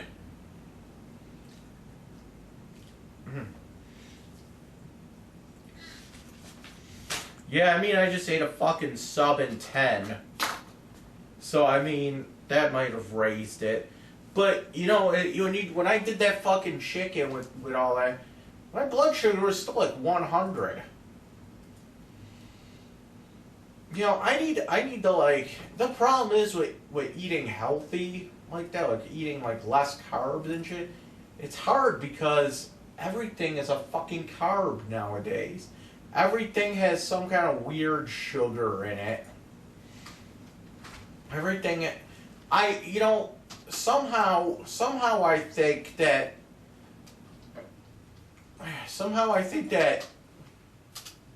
when people get diabetes, I'm starting to be convinced that it's not just the like eating a lot of sugary shit. I'm convinced that it's a little bit more than that. It has to do with a lot of the preservatives, a lot of if you eat a lot of, I think it's like a lot of like the pesticides when they grow the food, the preservatives, like these weird fucking chemicals that they put in the food. Because think about it. People back in like the 40s and 50s, what the fuck did they all they fucking did back then was fucking smoke and they ate all kinds of crap. But back then they didn't have all these weird fucking chemicals that they put in fucking pesticides and the fucking food, and it's like all kinds of weird preservatives. Back in the 40s and 50s, you know, people ate like shit. People ate a lot of like meat, and like potatoes and all that other shit. And that's all they would smoke. That's all people fucking did back in those days was fucking smoke. And you know, you ever see like those old fucking pictures where, you know, you're at the doctor, you're at like a doctor's appointment, and the fucking doctor's smoking while he's doing your fucking heartbeat and shit. That's what they did. But back then, nobody really got diabetes. And now it's like 1 in like 10 or something. It's really weird. Ah, shit. It has to be like the because I don't really think it's. I think what it is those fucking like a lot like people. Oh, you're gonna drink all kinds of pop and it's gonna the pop. Okay, pop these days doesn't have fucking sugar in it. It doesn't have real fucking sugar. Everything is this high fructose corn syrup shit. It's not real sugar. It's not. And then when you go and find shit in the fucking store, you go and find shit in the store, and now everything's like made with real sugar, as opposed to what? I know what, high fructose corn syrup, and it's not just. It's what that is. It's some chemical. It's a fucking chemical that makes things fucking sweet, because it's cheaper to make than just putting fucking sugar in it. That's why I won't drink pop. I won't drink pop anymore. You know, because first of all, I think pop is addictive as fuck. Okay, I think pop in itself. I think pop is actually kind of as addictive as like smoking cigarettes. Like I never was a smoker. I never smoked a cigarette in my life because I never liked the smell. I never liked when people smoke. Like you smoke, it gets all over the place. You know what I'm saying? I'd rather drink my fucking drugs, you know what I'm saying? And that's like the basis of my fucking life. I'd rather drink my drugs and I'd rather eat my fucking drugs. Because that's the thing, like I kind of enjoy doing like fucking marijuana sometimes. I kind of enjoy it, to be honest. But I don't like fucking smoking it. Because I don't like fucking smoking. I don't like smoking a joint. I don't like smoking a cigarette, you know? Because you smoke a cigarette and you fucking cough up a lung, you know, the whole fucking bit. You know, and then you're smoking, and then the smell just gets all over the place. It's a fucking mess, you know what I'm saying? So what I do is when I get fucking weed, I fucking make fucking butter out of it and get high that way. Cause to me it's more enjoyable. It's like I'm knocking off two things. I like to fucking eat, and then like on top of it, might as well get high while you're doing it. And I don't get high just because like that. I don't really get high that often. All right, maybe if Eugene comes over one day, I'm gonna ask him to bring some fucking weed over or something. I'll buy it. I'll buy the fucking weed off him. I don't give a shit. All I need is probably like a 10 bag or something. I need some fucking weed in my life. But you know what it is?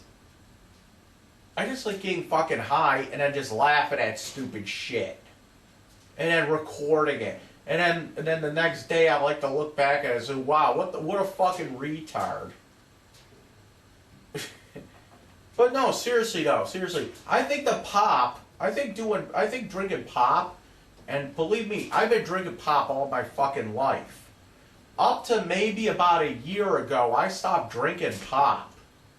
That's all I would do is drink pop after pop after pop. I would get like 2-3 liters, a liter bottle, and I could down those in like an hour. 2-3 liters, I down those in an hour. And I think it's addictive. I think it might be I think it might be more addictive than fucking maybe cigarettes, to be honest. Because or as addictive. I don't really understand. I don't really get the. I wouldn't really understand how addictive a cigarette is, but you know, to me, I look at a cigarette and it's just like, how can anyone just sit there and fucking smoke? Like, I never understood it. Like, first of all, when you're smoking, it probably tastes like pure shit in your mouth. It like, to me, it probably tastes like, to me, when I would imagine when you're smoking a cigarette, it probably tastes like if you ate something, like if you ate a piece of burnt popcorn, and then you get that like really bad taste, like that bitter taste in your mouth. I imagine smoking a cigarette would be that same kind of taste. Like, I can't imagine just keep lighting them. I can't imagine that. You know what I'm saying? That's why people smoke those menthols, because they say it like, when they smoke it, it's like it tastes like a fucking mint. But it's like, who the fuck cares? Just fucking pop a mint in your mouth, dude. Just like, I like to, like, sometimes when I was in jail, the big thing I would do in jail was I buy like these cough drops, because the food there was terrible. You know, the food in jail was terrible. Except for pizza night. Pizza night was fucking good. But everything else was fucking nasty. It's all fucking brake pads and shit over there. That's what one of the other inmates said. That the food was made out of brake pads. Or, like, what?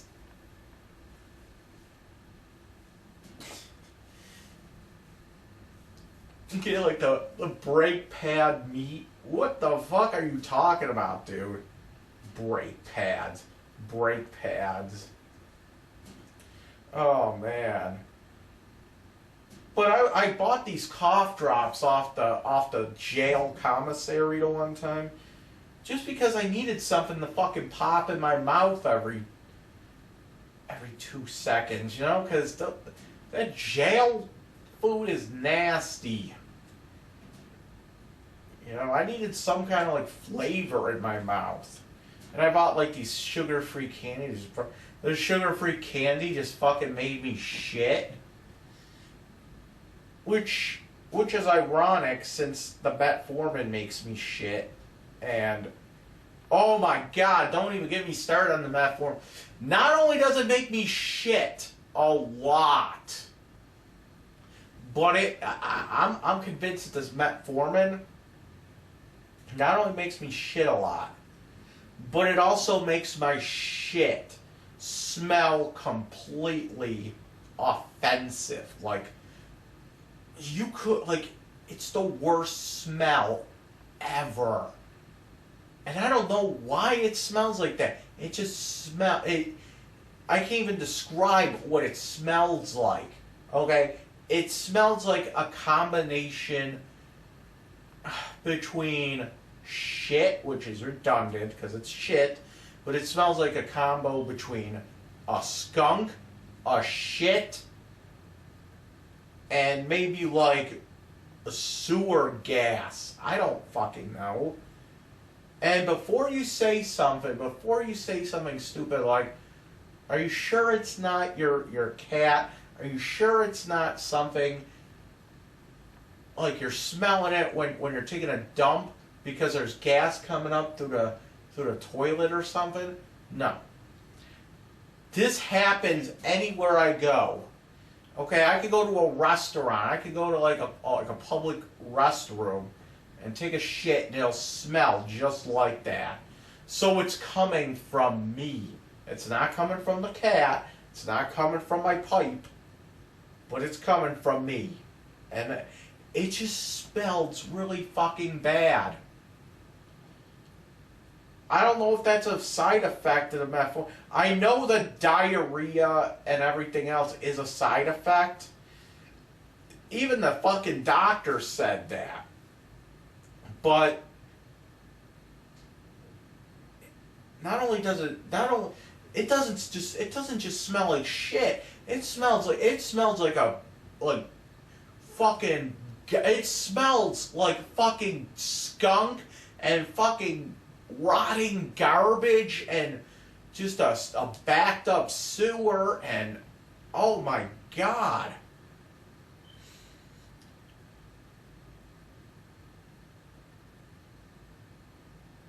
Like, it will make you gag. And oh my god. So I got these new glasses, right?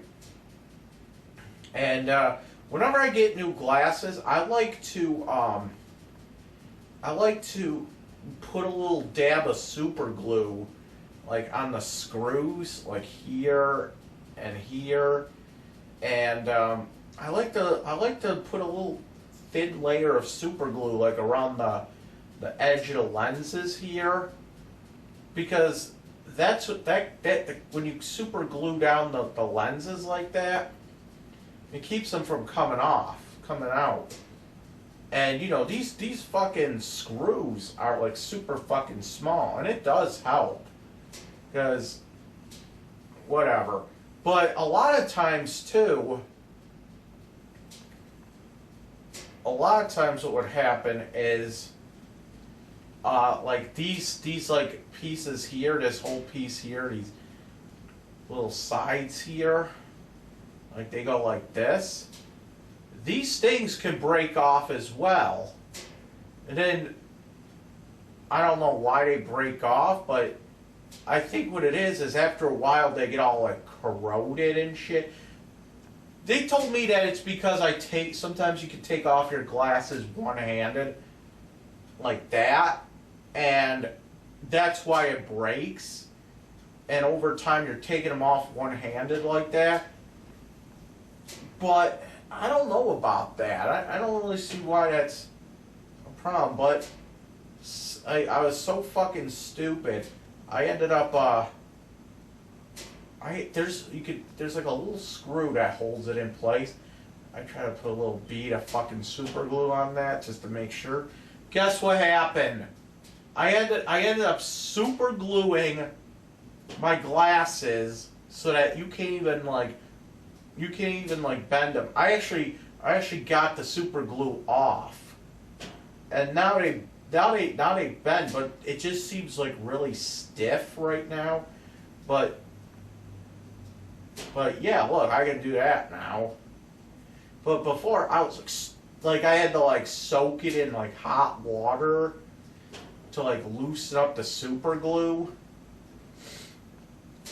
And then like I had to like kind of like it loosened it up, and then I had to like kind of break the super glue off. But now these things can bend. The other thing I did, I don't know if this has anything to do with the super glue or not, but these little things right here, these little things here, my last pair of glasses, these fell off. Okay, these things fell off here. But I don't know, these things fell off, so I ended up putting a little thing of super glue on the screws that hold these little nose pad things in place.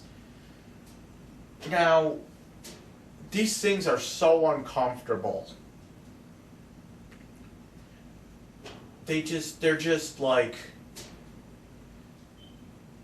and they're like making my fucking nose hurt. I don't know, but it's really bad. It's like rubbing it the wrong way. Now, I think what's going on is like if you don't have the super glue on it, these things can move a little bit. These things can move slightly, but see, now that they're super glued, they can't move. So they're just because they move with your nose, I guess. So I can't even like put these on, and it like hurts after a couple minutes. Oh man. But yeah, I mean, Okay, so I ate a fucking sub and 10 at sub and 10. So I ate a sub and 10 at Carbone's. Okay, today, and I believe that's why my blood sugar's so high. But my blood sugar was pretty good yesterday. It was like in the 100s, like all fucking day. I was like really impressed. And I really do think that the green tea that I drink is helping somewhat. They say it does help. They say that it does help with blood sugar. So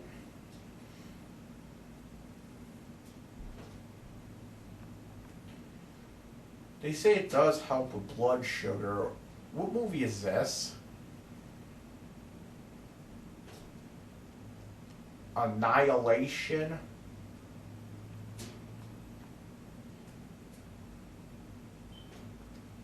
This actually looks like a good movie.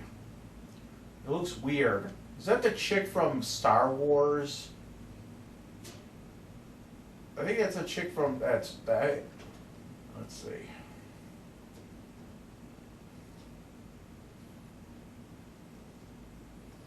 Well, it is a chick from Star Wars in it, but it's not the chick that I thought it was at first. It's Natalie Portman, who was in one of the. She was in the prequels. I thought it was actually Rey. That's in the movie. It looks like the girl that plays Rey in the movie, but it's actually Natalie Portman, who was actually in the prequels.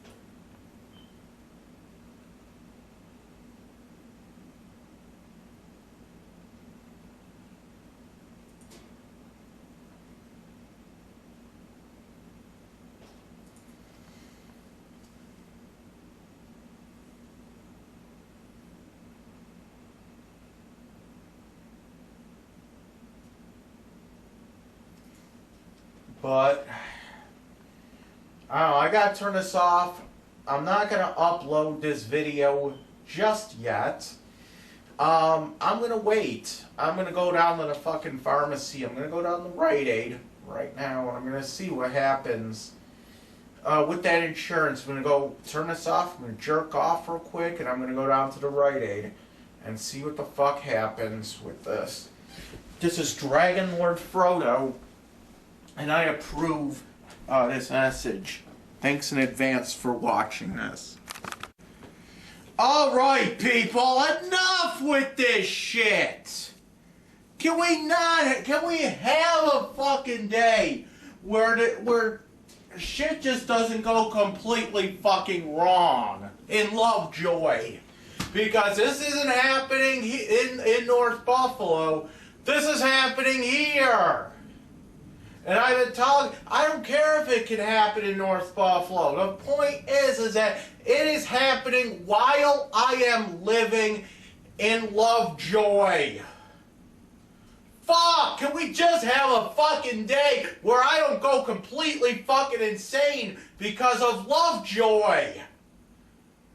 So I just went down to fucking Rite Aid.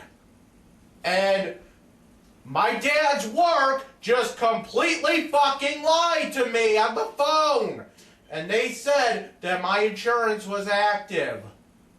Well, I just went to Rite Aid and they said it's inactive. So now I gotta call my dad's work up again.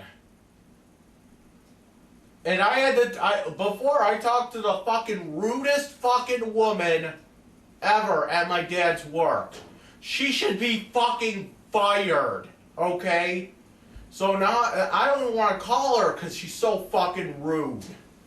But I have to fucking call her because... Do I really have to call her? Do I really have to fucking call her? Why am I not just saying fuck it and just stop going to fucking doctors, stop taking this bullshit. It's fucking bullshit. Look, fucking metformin, bullshit. Fucking, where is it? Fucking glucometer. I gotta take this out of the fucking case. Fucking glucometer, bullshit.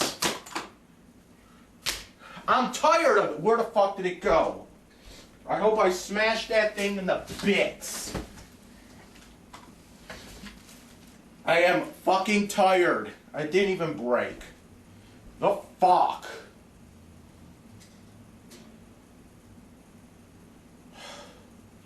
I'm so fucking pissed off this thing didn't break on me. I am my fucking wit's end over here. Over this shit.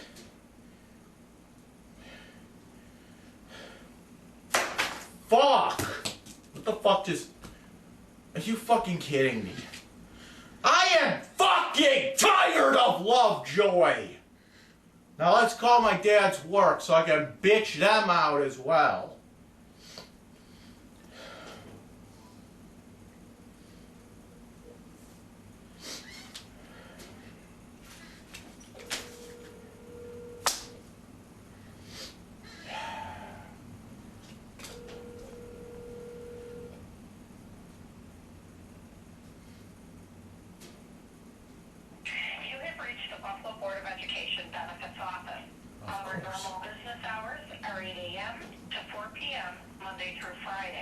Are you fucking... Available to answer your call.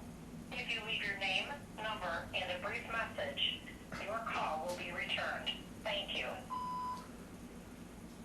Hello, my name is Michael Constantino, and I am under my father's insurance plan, Blue Cross Blue Shield, and I went to the pharmacy today to get medication. They said my card is inactive. My account is inactive or whatever. So they told me to call the insurance company. The insurance company says it's inactive as well. They gave me your number. My subscriber number is YJS 990111895. I need my insurance turned on. I need it activated. My phone number is 716-994-4067. My father is Ralph Constantino, and my name is Michael Constantino. Please give me a call back, because this is urgent. All right? Thanks. Bye.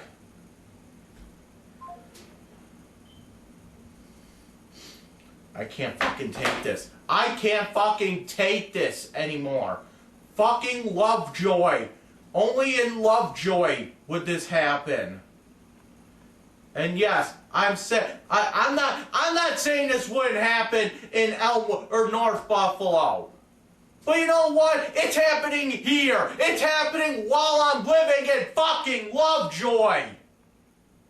I am fucking tired of this. I don't have a favorable opinion about Lovejoy. But this shit just makes me want to fucking vomit. Lovejoy. This is why people go on shooting sprees. This is why people climb clock towers with fucking rifles, okay? Not saying that I'm gonna do that kind of thing, but I kind of understand why they do it. It's because of shit like this. It's because people fuck with them over and over and over again. And they get fed up. And then they fuck everybody up tenfold. That's why people do this. Believe me, this is not a threat. And if my parents want to call the fucking crisis services, oh, he's threatening to fucking shoot up. No. Because if you call crisis services, that is considered harassment. Because it was harassment to call CPS on somebody else. It was considered harassment to call CPS on somebody else that I don't like. And it was harassment to tell CPS all the fucking juicy secrets that go on over there.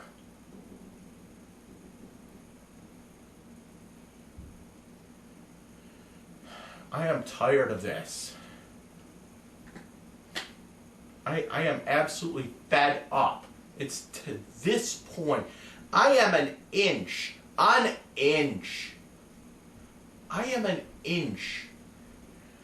away from just saying, I am an inch, just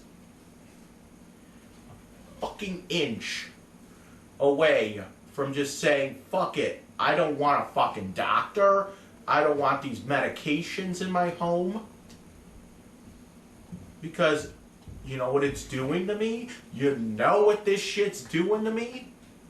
It's not an effect of the medication itself. Oh, no. It's just making me go slowly insane because all the bullshit I gotta put up with on a daily basis trying to get these medications. And it's to that point where I'm just like, fuck it. No fucking I'll let my fucking blood sugar go to fucking 500 every single day. I do not give a shit. Okay? And when I have to get a fucking leg cut off, oh fucking well, I have ways to kill myself. Go on, call crisis services, I fucking dare you. Call crisis services on me. Go on, I dare you. You'll be charged with harassment because if it's harassment to call CPS on somebody that's potentially abusing children, well then it's certainly harassment to call up fucking crisis services on me, isn't it? The law is not it. What the fuck is this shit? Oh. The law is blind. Okay? If I can't call CPS on somebody, then you can't call crisis services on me either. It's harassment. That's what the police told me. That's what Chief Tawaga Police told me. You can't call crisis services on her. It'll be harassment next time you do it. Well then, how about this? How about if you call crisis services on me? That's harassment. You're not supposed to contact me. You're not supposed to contact me. So, and don't be going down my street either. I have cameras out there. I watch every single thing that passes by my home. I watch every little thing that happens outside my home. So don't be going to my house. That's going to my house. Going past someone's house is going to somebody's house. And don't give me that shit that Oh, when you did it, you were stalking. Ugh. What the fuck do you mean? What the fuck do you mean I was stalking? What the fuck do you even mean? I was stalking Brandy. What the fuck do you mean? Like her brother wasn't stalking me. So define stalking. Let's look up the definition of stalking, shall we? And then you'll see that anyone can be a fucking stalker.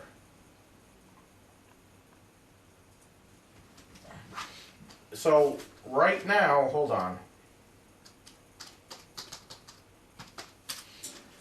Stalking! Here we go. Pursue or approach stealth. Okay, whatever. We need the legal definition. Here, stalking. Legal definition of stalking.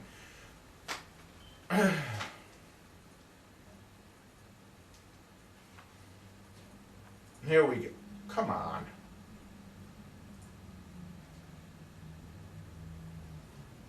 Here we go. Criminal activity consisting of repeated following and harassing of another person.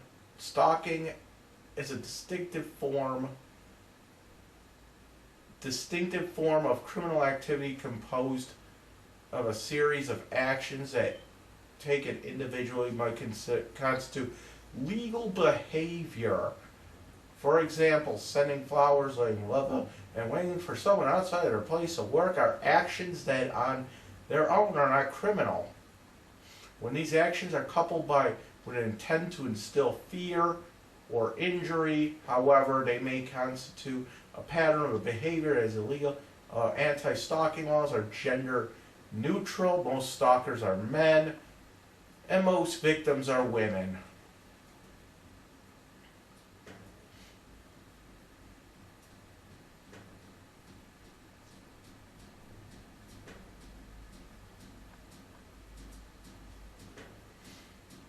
Let me see.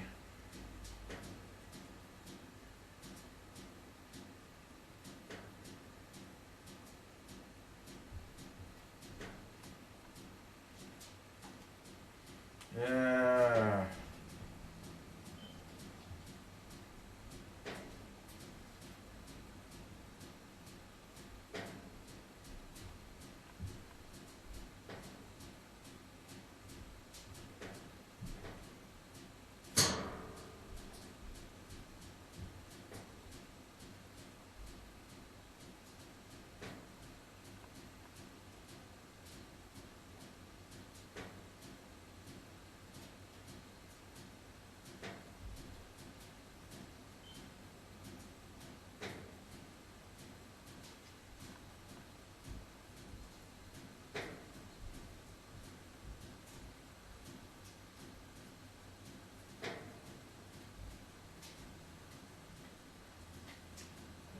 I'm just looking for.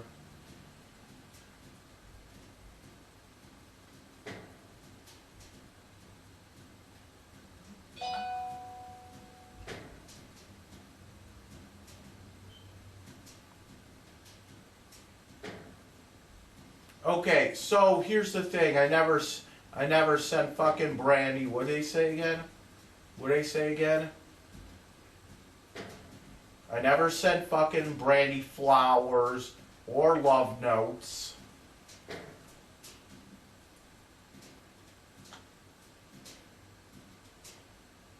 So I don't see what the fuck is the problem here. I simply walked past a public. I went down a public street. This is not this. She does not live in like a what do you call it? One of those communities, those apartment communities. She doesn't live in one of those. So if she did, there would be no reason for me to go in there. Let me see.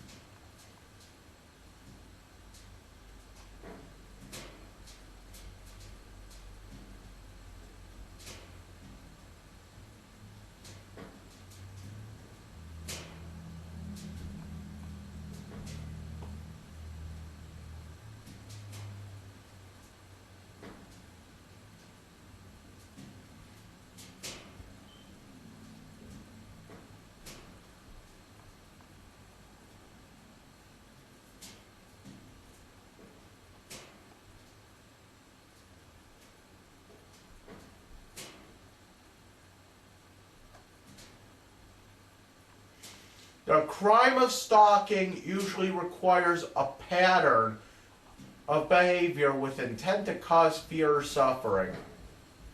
So pretty much what Brandy's saying is, me walking down a fucking street causes her fear and suffering. Just the fact that I'm walking down a public fucking street is causing her fear and suffering.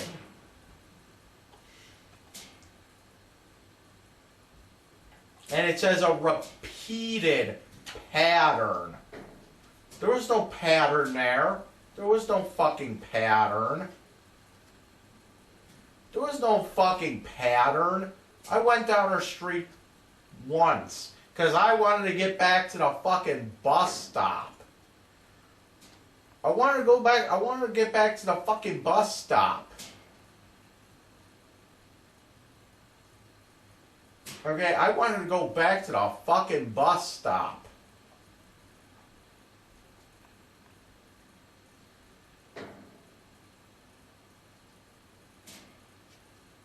Okay, that's all I wanted to fucking do. I needed to go back to the bus stop. It was raining. I didn't want to go down fucking Niagara Falls Boulevard with the fucking puddles. Okay, with the puddles and people just whipping through the fucking, down the fucking street, whipping down the street, splashing my ass with water and shit, and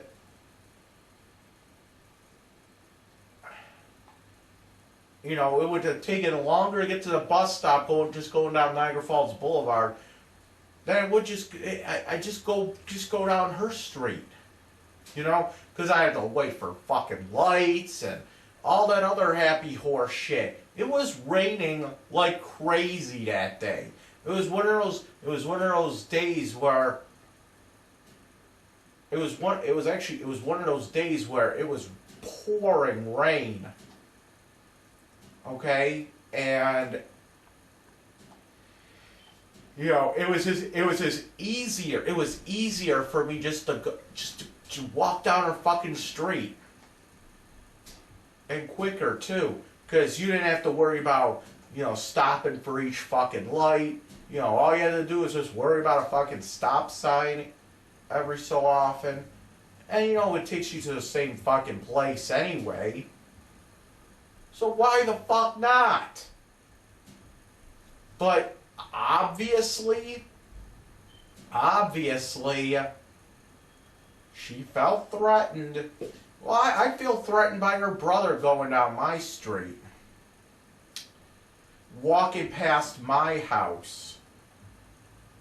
Well, you lived in South Buffalo, you should have been at that Target. Well, she lives in Tonawanda. Should she have been at my fucking casino? Especially when the one downtown is still closer to her than the one in Niagara Falls. You could do a Google, you could do a map search.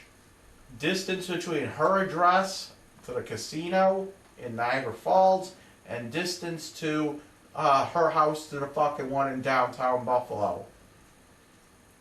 See how far that is? Actually, you know what? I think I believe that when she had me fired, to be honest, I think she was living in North Buffalo still. So therefore, she was actually still closer to the one in downtown Buffalo than she was to the one in Niagara Falls. Why is she going to the one in Niagara Falls? Oh, because I worked there, right? Well, why is she at that one? Should have been going to the one in Niagara in fucking downtown. And that's what people don't ask. Well, you don't have a restraining order, so you can't have them fired, or you can't have them arrested. Bullshit. Bullshit. Look what fucking Brandy did. She had me arrested because I went to her house. I ain't go to her house. I wasn't on her property. I was not on her fucking property. Going to her house. I walked on the opposite side of the street. Okay? I walked on the opposite side of the street. Okay? There was no, I did not step foot on her property. Therefore, I didn't go to her house. I hardly even walked past her house. Now, fucking her brother? Yeah, he went to my house. He was on the same side of the fucking street as my house on Lovejoy. Well, he's just going home. Bullshit. Bullshit. Bullshit. He's just going home. Bullshit. No. Fuck, her brother lives on fucking Gold. Okay? Her fucking brother lives on fucking Gold Street. Okay? I do not go down Gold Street. I absolutely do not go down Gold Street because I know that if I walk down Gold Street, I run the risk of getting arrested. I don't know what house he lives at, but I know he lives on Gold. He lives like more toward William than you know, the other way. Like if he's on fucking Lovejoy, he walks down toward William. Okay? So here's the thing. He gets off the bus at fucking Lovejoy and Bailey. And walks all the way down. All the way down fucking Lovejoy. He walks all the way down fucking Lovejoy. Why? That's right, I'm asking why. Why is he walking all the way down fucking Lovejoy? To get to his house on Gold. Which is almost near William Street anyway. Here's the thing, okay? Here's the fucking thing. If he lives on fucking Gold Street, okay?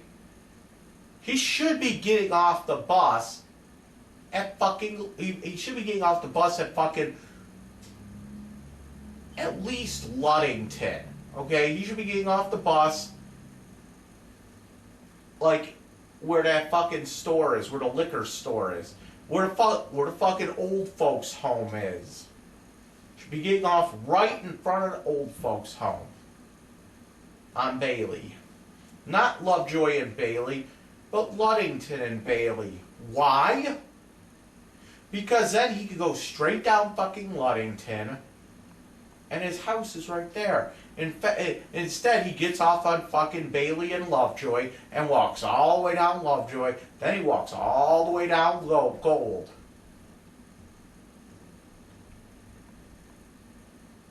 Okay?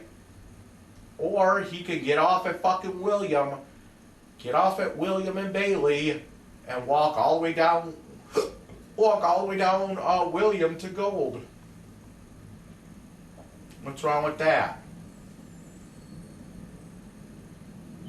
What he's doing, what Brandy's brother is doing is he's essentially taking the long way home.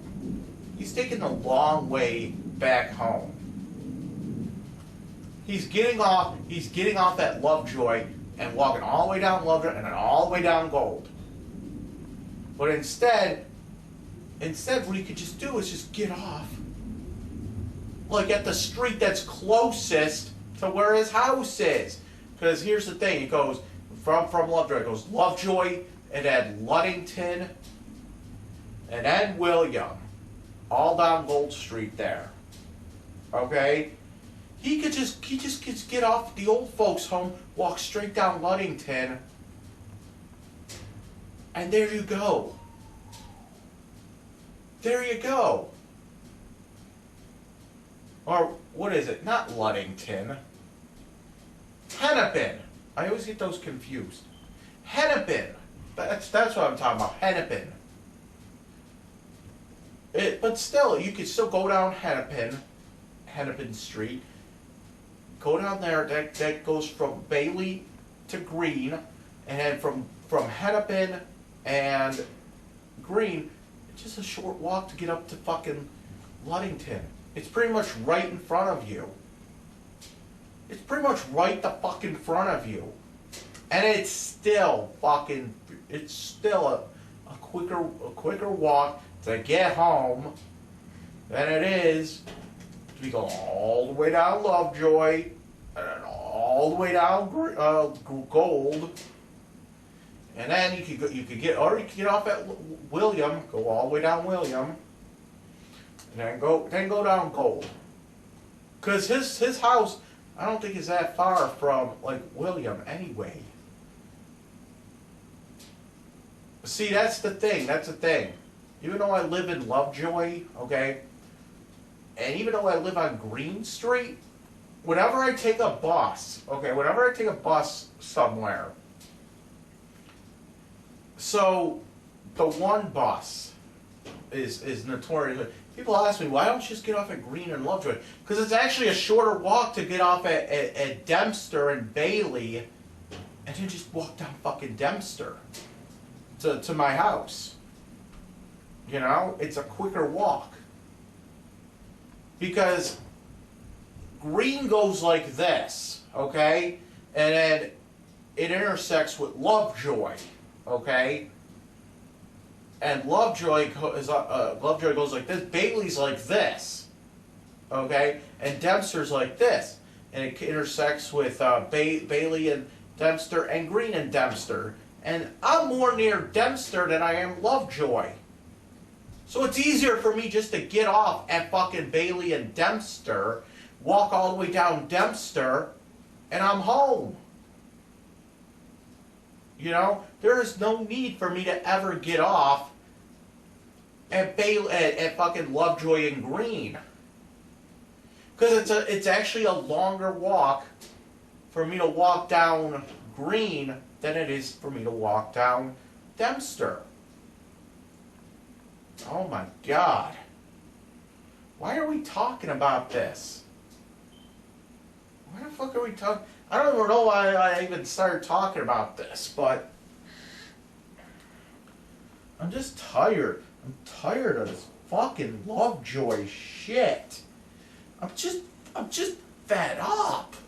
I'm really fucking fed up with this. Like, this shit needs to, like, I seriously need to get the fuck out of here. I really do. I really fucking do. People don't understand it. People don't get it. They're like, why do you hate Lovejoy so much? You know, I'm gonna say this, unless you live here, you will not understand. People don't really understand.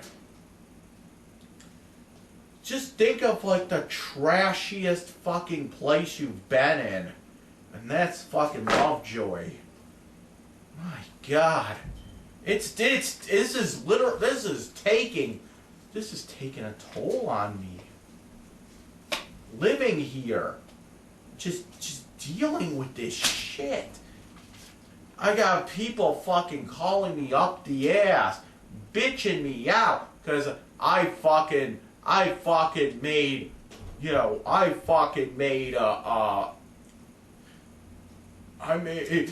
you said that this house is a meth lab. Does it matter? Does it matter if it's a meth lab or not? Not when the truth is fucking stranger than fiction. You might as well go around saying it was a meth lab. You might as well. Like, come on. You might as well say it's a meth lab. Come on now. Fucking ridiculous. I'm serious though. You might as well just say it's a fucking meth lab. Because it's fucking, what happened, the real story is that He was lighting a fucking cigarette with a blowtorch. Who the fuck? I gotta get out my prop again. Let's light a cigarette like that. Let's lighting a cigarette with a blowtorch.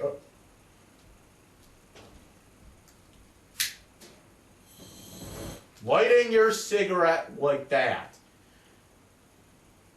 It's fucking funny, isn't it? But it's like, you gotta think about it this way, though. You gotta think about it this way. Okay? Next time some fucking big bad homie comes up to me at the bus stop, hey man, you got a light? I'm gonna whip this thing out and say, oh, here you go. Oh, no, you don't light your cigarette like on a, you don't light your cigarette on a fucking primitive ass lighter. He's like, what are you fucking talking about? Here's your light. There.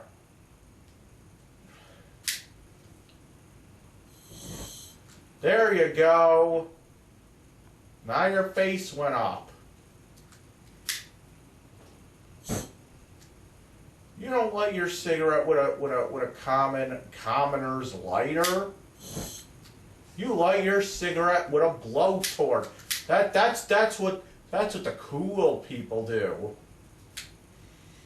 I wonder how the conversation went when that guy lit his cigarette with a blowtorch. What was the thing? What was going through his head? Was like the Jackass music playing in his head or something? Like, hi, I'm Joe Conti. Welcome to Jackass. Is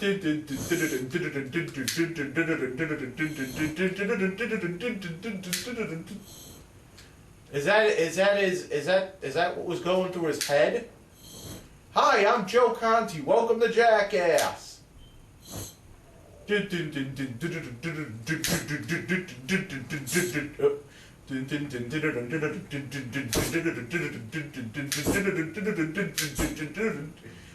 I'm trying to do it to the rhythm of the Jackass theme. If you were trying to.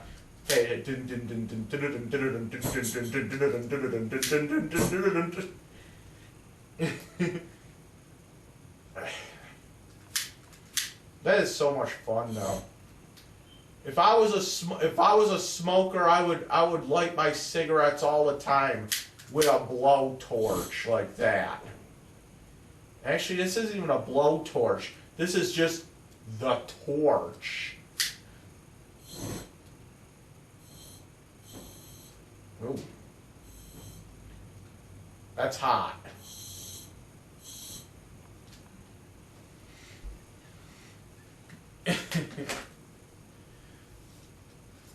All right.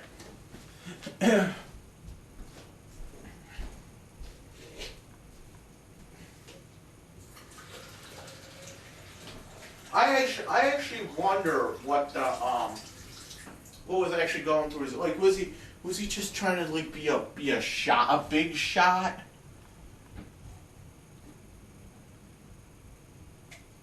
Was he just trying to be like a big shot? Like fucking Billy Joel or something? You had to be a big shot last night. Oh, your friends were so knocked out. You had to have the last word last night. Oh, your friends were so knocked out.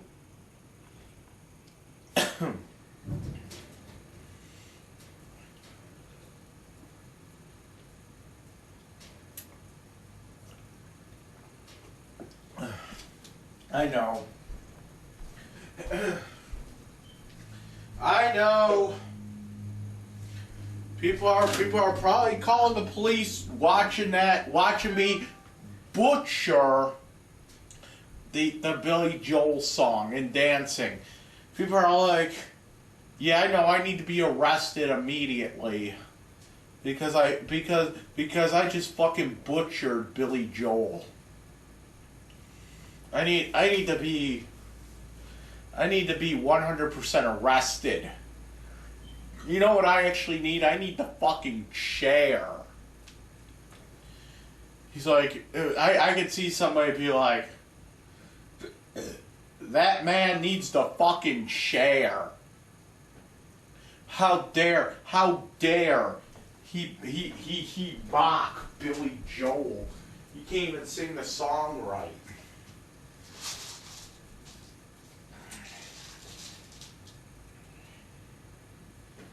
Alright. How the hell do I...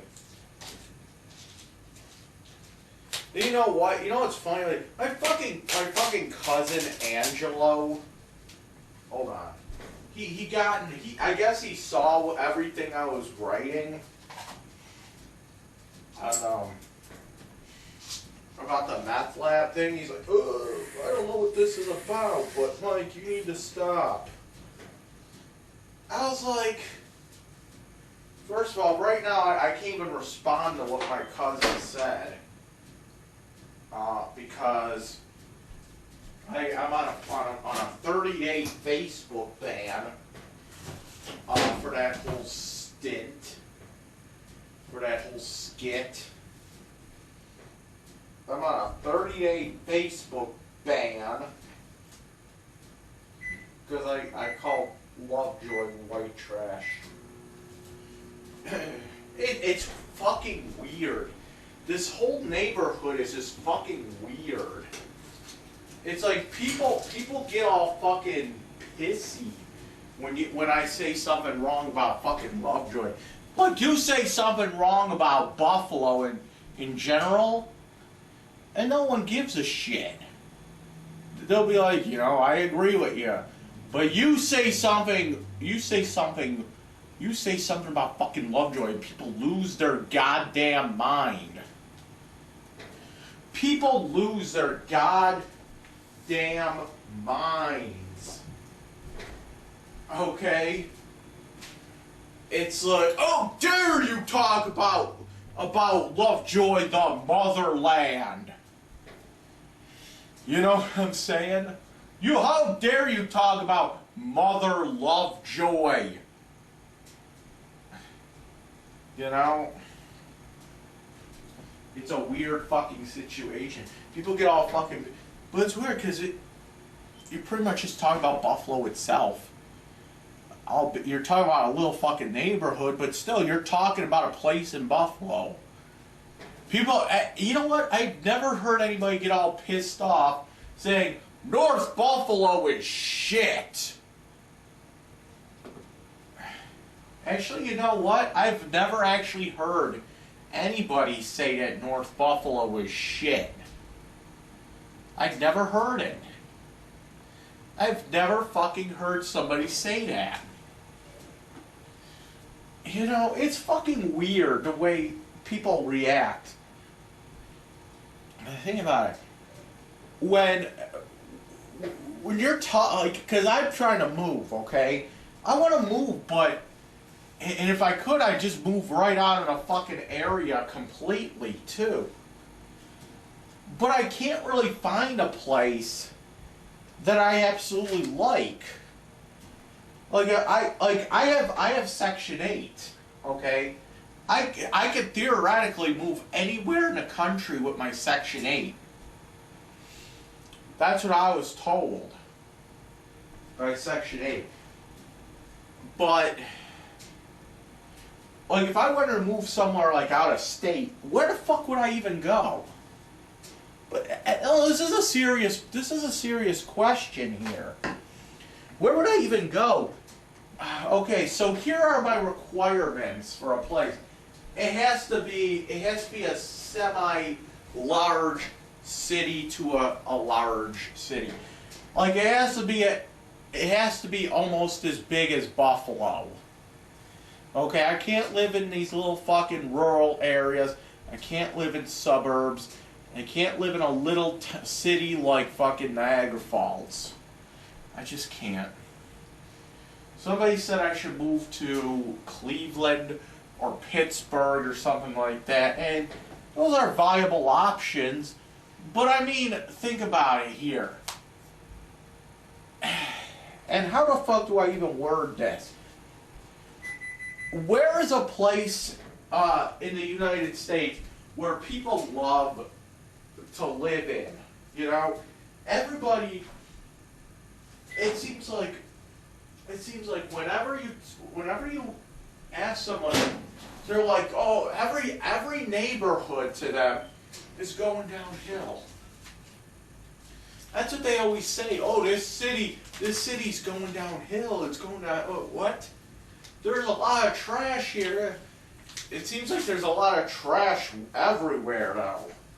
When you ask somebody that, like, when you say something like, when people talk about like a place like Cleveland or Pittsburgh or something like that, people always say shit like, you know, Cleveland's bad. Pittsburgh's bad. But like you always have that person that says that. And Buffalo is no exception.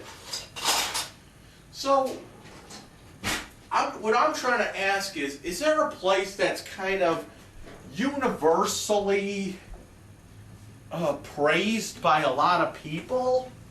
Not really. Not really. I mean, I get it that there's always something wrong with like every place you go to. There's shit wrong with fucking Toronto. Okay? There's always gonna be places that's gonna have shit that's wrong. Okay? Like I said, there's shit that's wrong in fucking North Buffalo. Okay? There's shit that's wrong everywhere. But I mean, you have to kind of expect it. So, here's the deal. Anywhere in the fucking country has to be a semi-large city, at least like 25,000 people or more. Semi-large city has to be like as big as Buffalo at least. Has to have some kind of public transportation. I'm asking you kiddies that watch these videos, where should I move to? What's a good place for me to move to? I'm talking about some place that's easy enough to get around. Easy enough to get around. Easy enough to, there's, a big city, not big, but, like Buffalo size. Like, I like Buffalo in general, don't get me wrong. Like, I don't find that there's anything wrong with Buffalo. Buffalo is just like, okay, Lovejoy is fucking bad. Okay? But you go down like Elmwood or Hurdle, there's a lot of fucking culture there. Let me explain something to you kiddies, okay? Think of it this way. Even if they're the same type of crimes and same amount of crime in Elmwood than there is in fucking Lovejoy, you know what? Lovejoy has no fucking culture. You go down on Elmwood and it's all art scene shit. Okay? My mom, there's no fucking art scene here. Okay? There's weirdos on fucking Elmwood. Okay? And the good kind too. You go down on, my mom always said, you fit in with those freaks on Elmwood. The only people that are weirdos around here, all you got in Lovejoy for quote-unquote weirdos are drug addicts, okay? People that don't... I walked into that fucking 7-Eleven again today, right? And there was a guy in line. I had to stand... this guy was standing in front of me in line, and he fucking stunk. He stunk. Like, I can't even... It wasn't like shit. It wasn't like sweat. It's, that smell that like people say you smell like the wind. Like he had that smell that he just like got in from the outdoors. Like, you know what I'm talking about? And it's a bad. My mom always says, "Oh, you smell like the wind." And I'm like, what? It's just air. It's fucking air. It doesn't smell like anything really by itself. It's just air. And now I know what she actually means. It's just, you know, when you're outside and you just come in and you just have that aroma to you. You know what I'm saying? I don't know how to explain it. But this guy smelled like the wind and the cigarette smoke. I was like, oh God. And it was like so fucking slow. Like trying to walk. Like, come on, man. And it's like the other day I was on the bus and this guy, I was sitting on one of those, on the bus with the fucking seats that face the middle. So there was one guy, we could like face each other, and this one guy sitting in the seat, and he has this big old fucking walker thing, like just open, like I know you could fold that shit up, and I was on the bus, and there was all these fucking black people on the bus. Okay, so whenever they had to get off the bus, these big fat black women with their huge fucking black asses, because this guy's fucking walker was like out to the middle of the fucking aisle, so these fucking women had to like walk past him, and they would put their fucking ass right in my face. Like they would just fucking put they were trying to squeeze their fucking ass out the fucking past this guy to get out the door, and then just fucking black ass right in your face.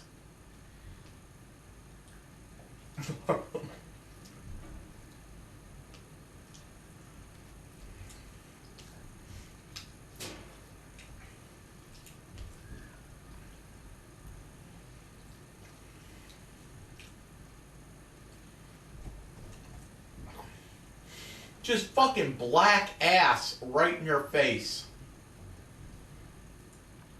And yeah, if it was a white person doing it, I'd still think it's a fucking white ass right in my face. But because it was a black person, I could say it was black ass right in my face.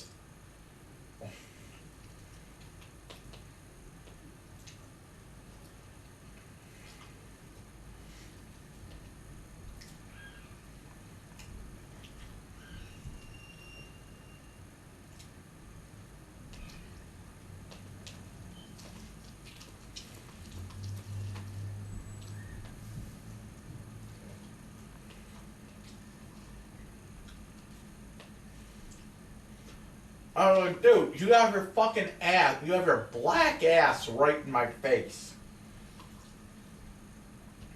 So come on, man. Somebody's got to recommend me a place to live.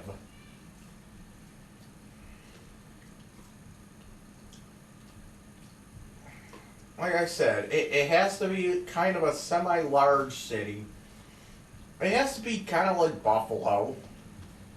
Buffalo or bigger. You know?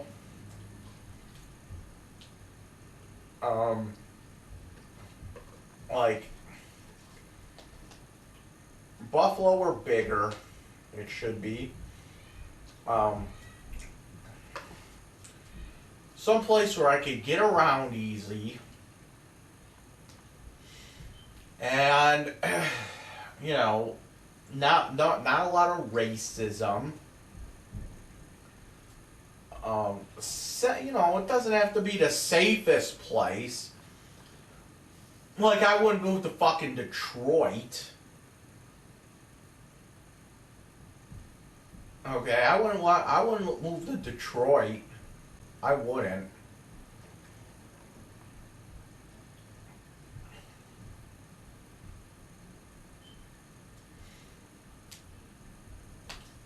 I wouldn't move over there. like, I don't know. And nothing like that's too hot, nothing that's too cold either. Like I said, I'm thinking about moving to like Pittsburgh or something.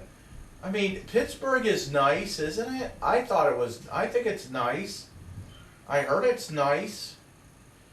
Pittsburgh, how big is fucking Pittsburgh? I don't even know. How many people are in fucking Pittsburgh? Is that bigger than Buffalo? I know Cleveland is a little bigger than Buffalo. I don't know how big Pittsburgh is, though. I don't think I'd ever want to move to, I don't think I'd ever want to move to, let me see. See, it's a little, Pittsburgh looks like it's a, how many people are in fucking, hold on. It's like 303,000 people, and area is 58.35 square miles. How many people are in Buffalo? Let me see, Buffalo. Let me see, Buffalo.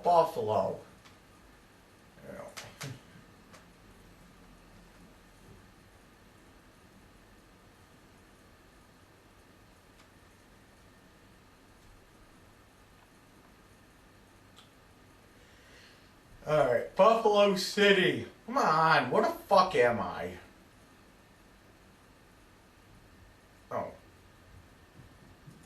But there's actually a Buffalo in fucking South Africa. Province of Buffalo?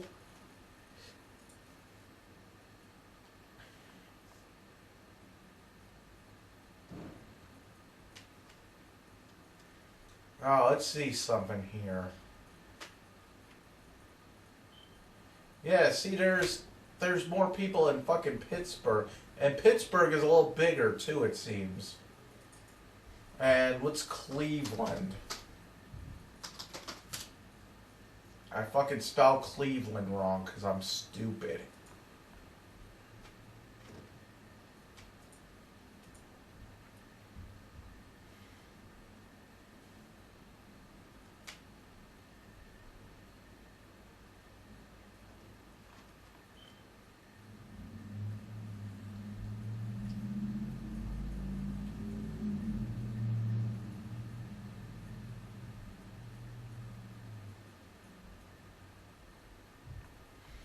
Let me see here.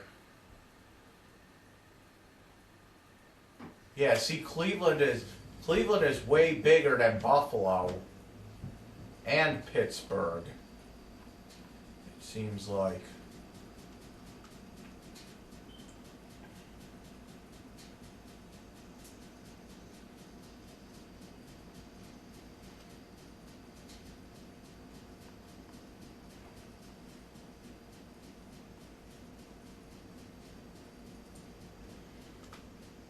Let me see.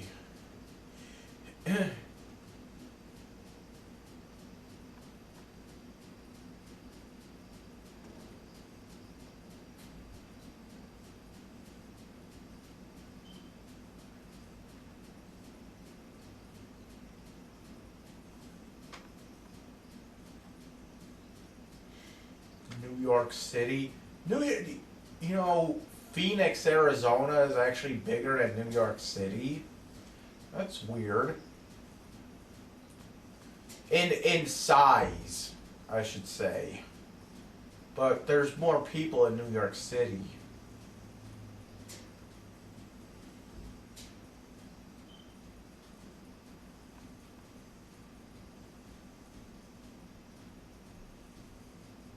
Let's see here.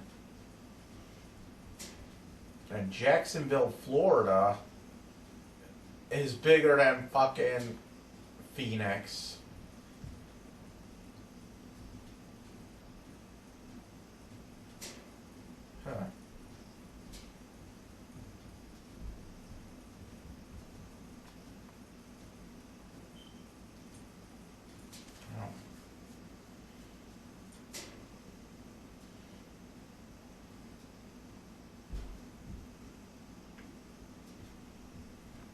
Jacksonville is bigger than fucking Miami? I didn't know that.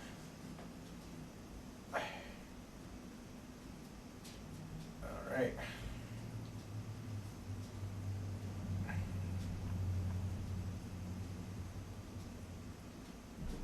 Boston. That's a good place to fucking go. Isn't that a good place to fucking move, Boston? It seems like it's a little bigger than Boston. Actually, no, Buffalo is smaller than... Actually, Buffalo is bigger than Boston. In terms of land size, Buffalo, it said it was like 50-something square miles. Boston is 48.3. But they have a larger population.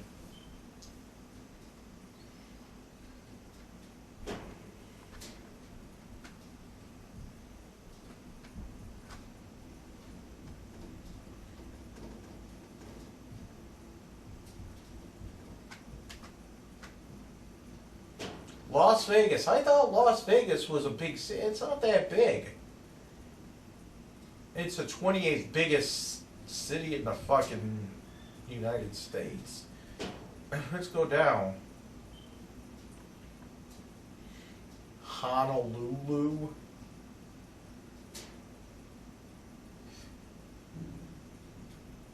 Ow.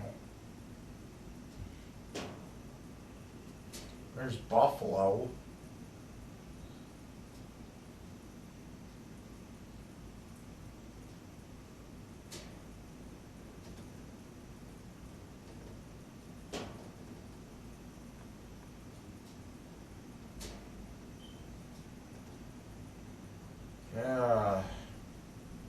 Rochester, New York is 107th.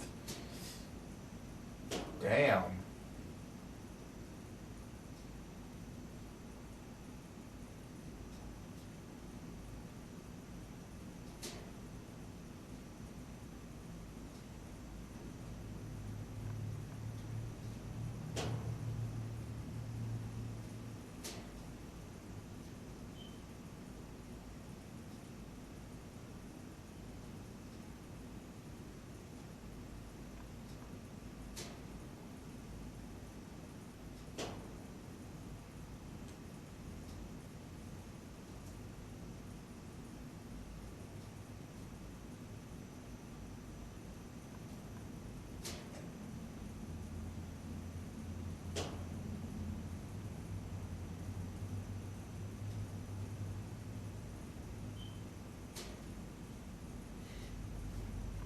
Fargo.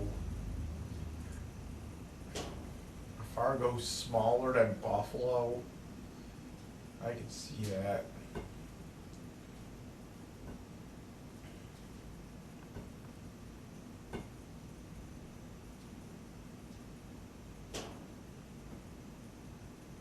Broken Arrow, Oklahoma. Clinton, Michigan. See, look at this. Fucking Niagara Falls isn't even on here.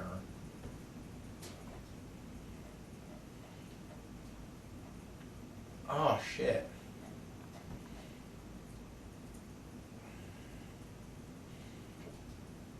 Should I move to fucking Fargo?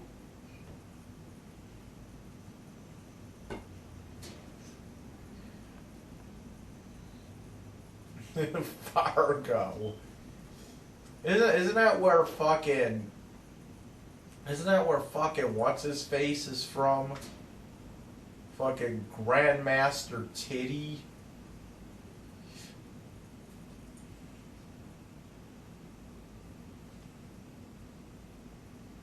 Grandmaster Titty.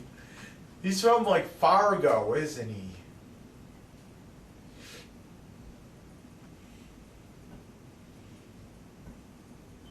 I know he's like North Dakota. I don't know if it's Fargo though.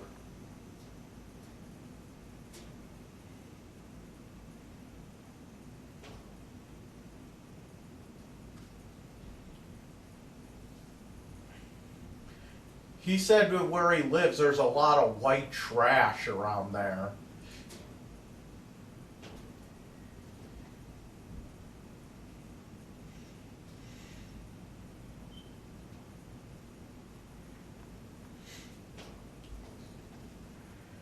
Oh, God. I'm gonna go move to fucking Fargo. But it's fucking cold there. Yeah, it's fucking cold. It's fucking cold in fucking Buffalo, too.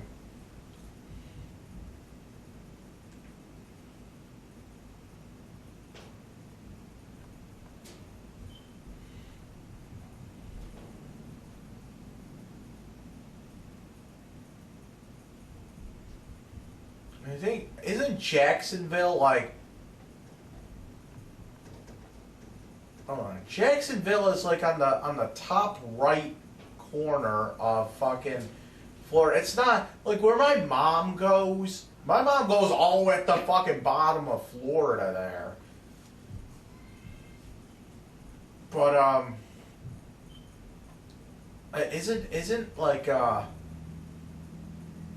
isn't Jacksonville like more like at the top there? It's like you know how it goes, like Florida goes like that. It's like on the top, isn't it? See, that looks like a nice city to move to, Jacksonville. So yeah, that seems like a seems like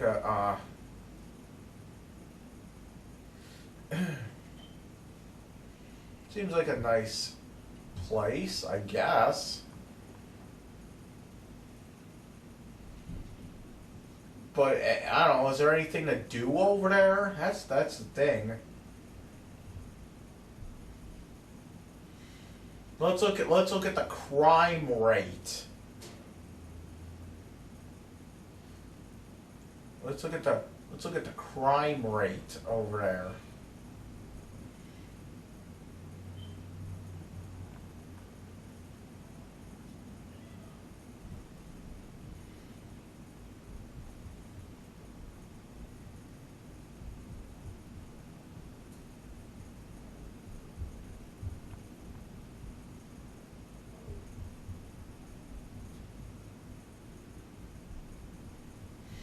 Oh.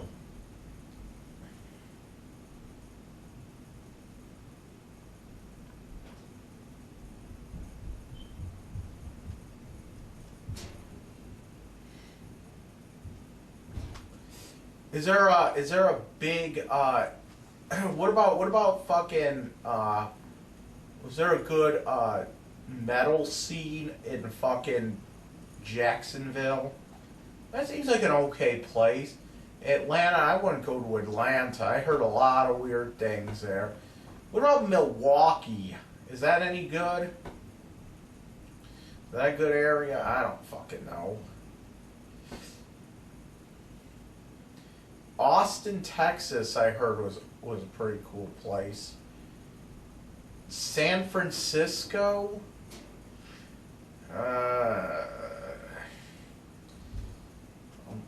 Unless you want to suck a dick, I don't know if I want to move there.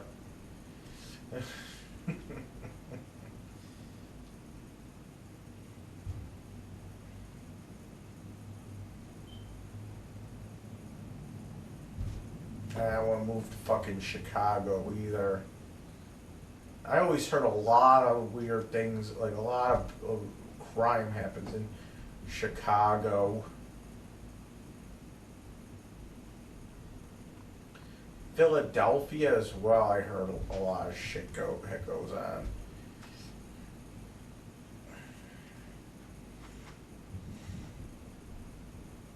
Dallas, I don't know. You know, but I really don't want to live in a place where I have to worry about fucking hurricanes and shit too. That's another thing. So I don't know. Florida's out of the fucking question, I think. Now that I think about it, it's out of the fucking question.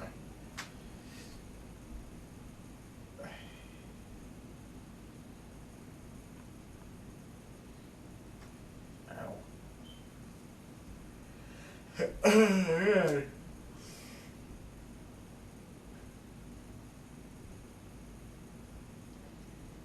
Denver.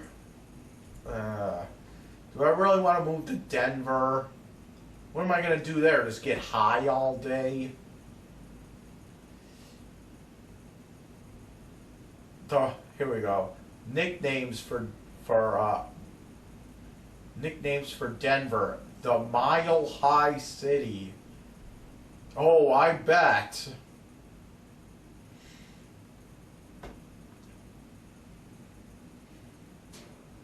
No, seriously, people have been to Denver or live in Denver. Is that a nice area? Is that a nice place? Like, forget about the fucking weed, okay? Is it a nice fucking place?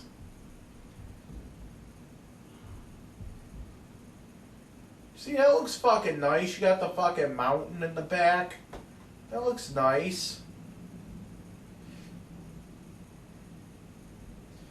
But I bet you it's fucking expensive as shit, isn't it?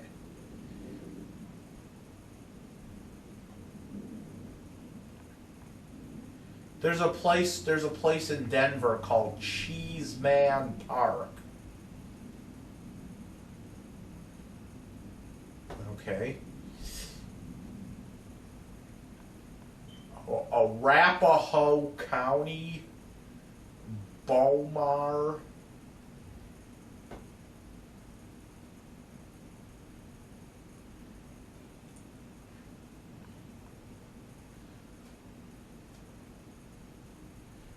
Littleton, Colorado. Isn't that where the fucking Columbine? Yeah, it is.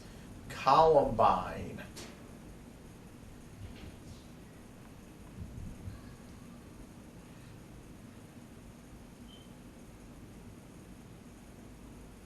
Ow.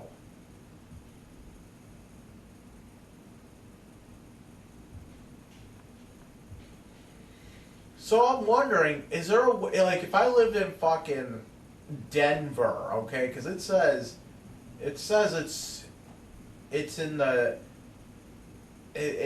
Denver Aurora Lakewood area. So if I went to Denver, is there a bus that takes you to Littleton? I'm wondering. I'm wondering because wouldn't that be cool if I could do videos and it's like I could. Wouldn't it be cool if I could take videos at like fucking Columbine and shit? Ow.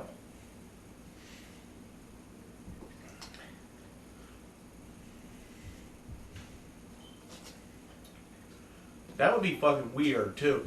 Aurora, that's where that guy shot up the movie theater. I wonder what movie theater it was. And if so, is there any way I could take a tour of it? Because I'm fast. Hey, if I move to Milwaukee, I want to move. I want to move right into I was about to call him David. Jeff Dahmer's place. I want to move. I want to move into the Oxford Apartments, number 213. In Milwaukee, Wisconsin. I want to move in the. Am I still gonna find like a head in the fridge or something? Nah. You know what they do at those places? They knock them down. Just like they knocked down the fucking. The Paul Bernardo house. They knocked down the fucking Paul Bernardo house in Toronto. They knocked that's fucking bullshit. They knocked down the Paul Bernardo house in fucking Toronto.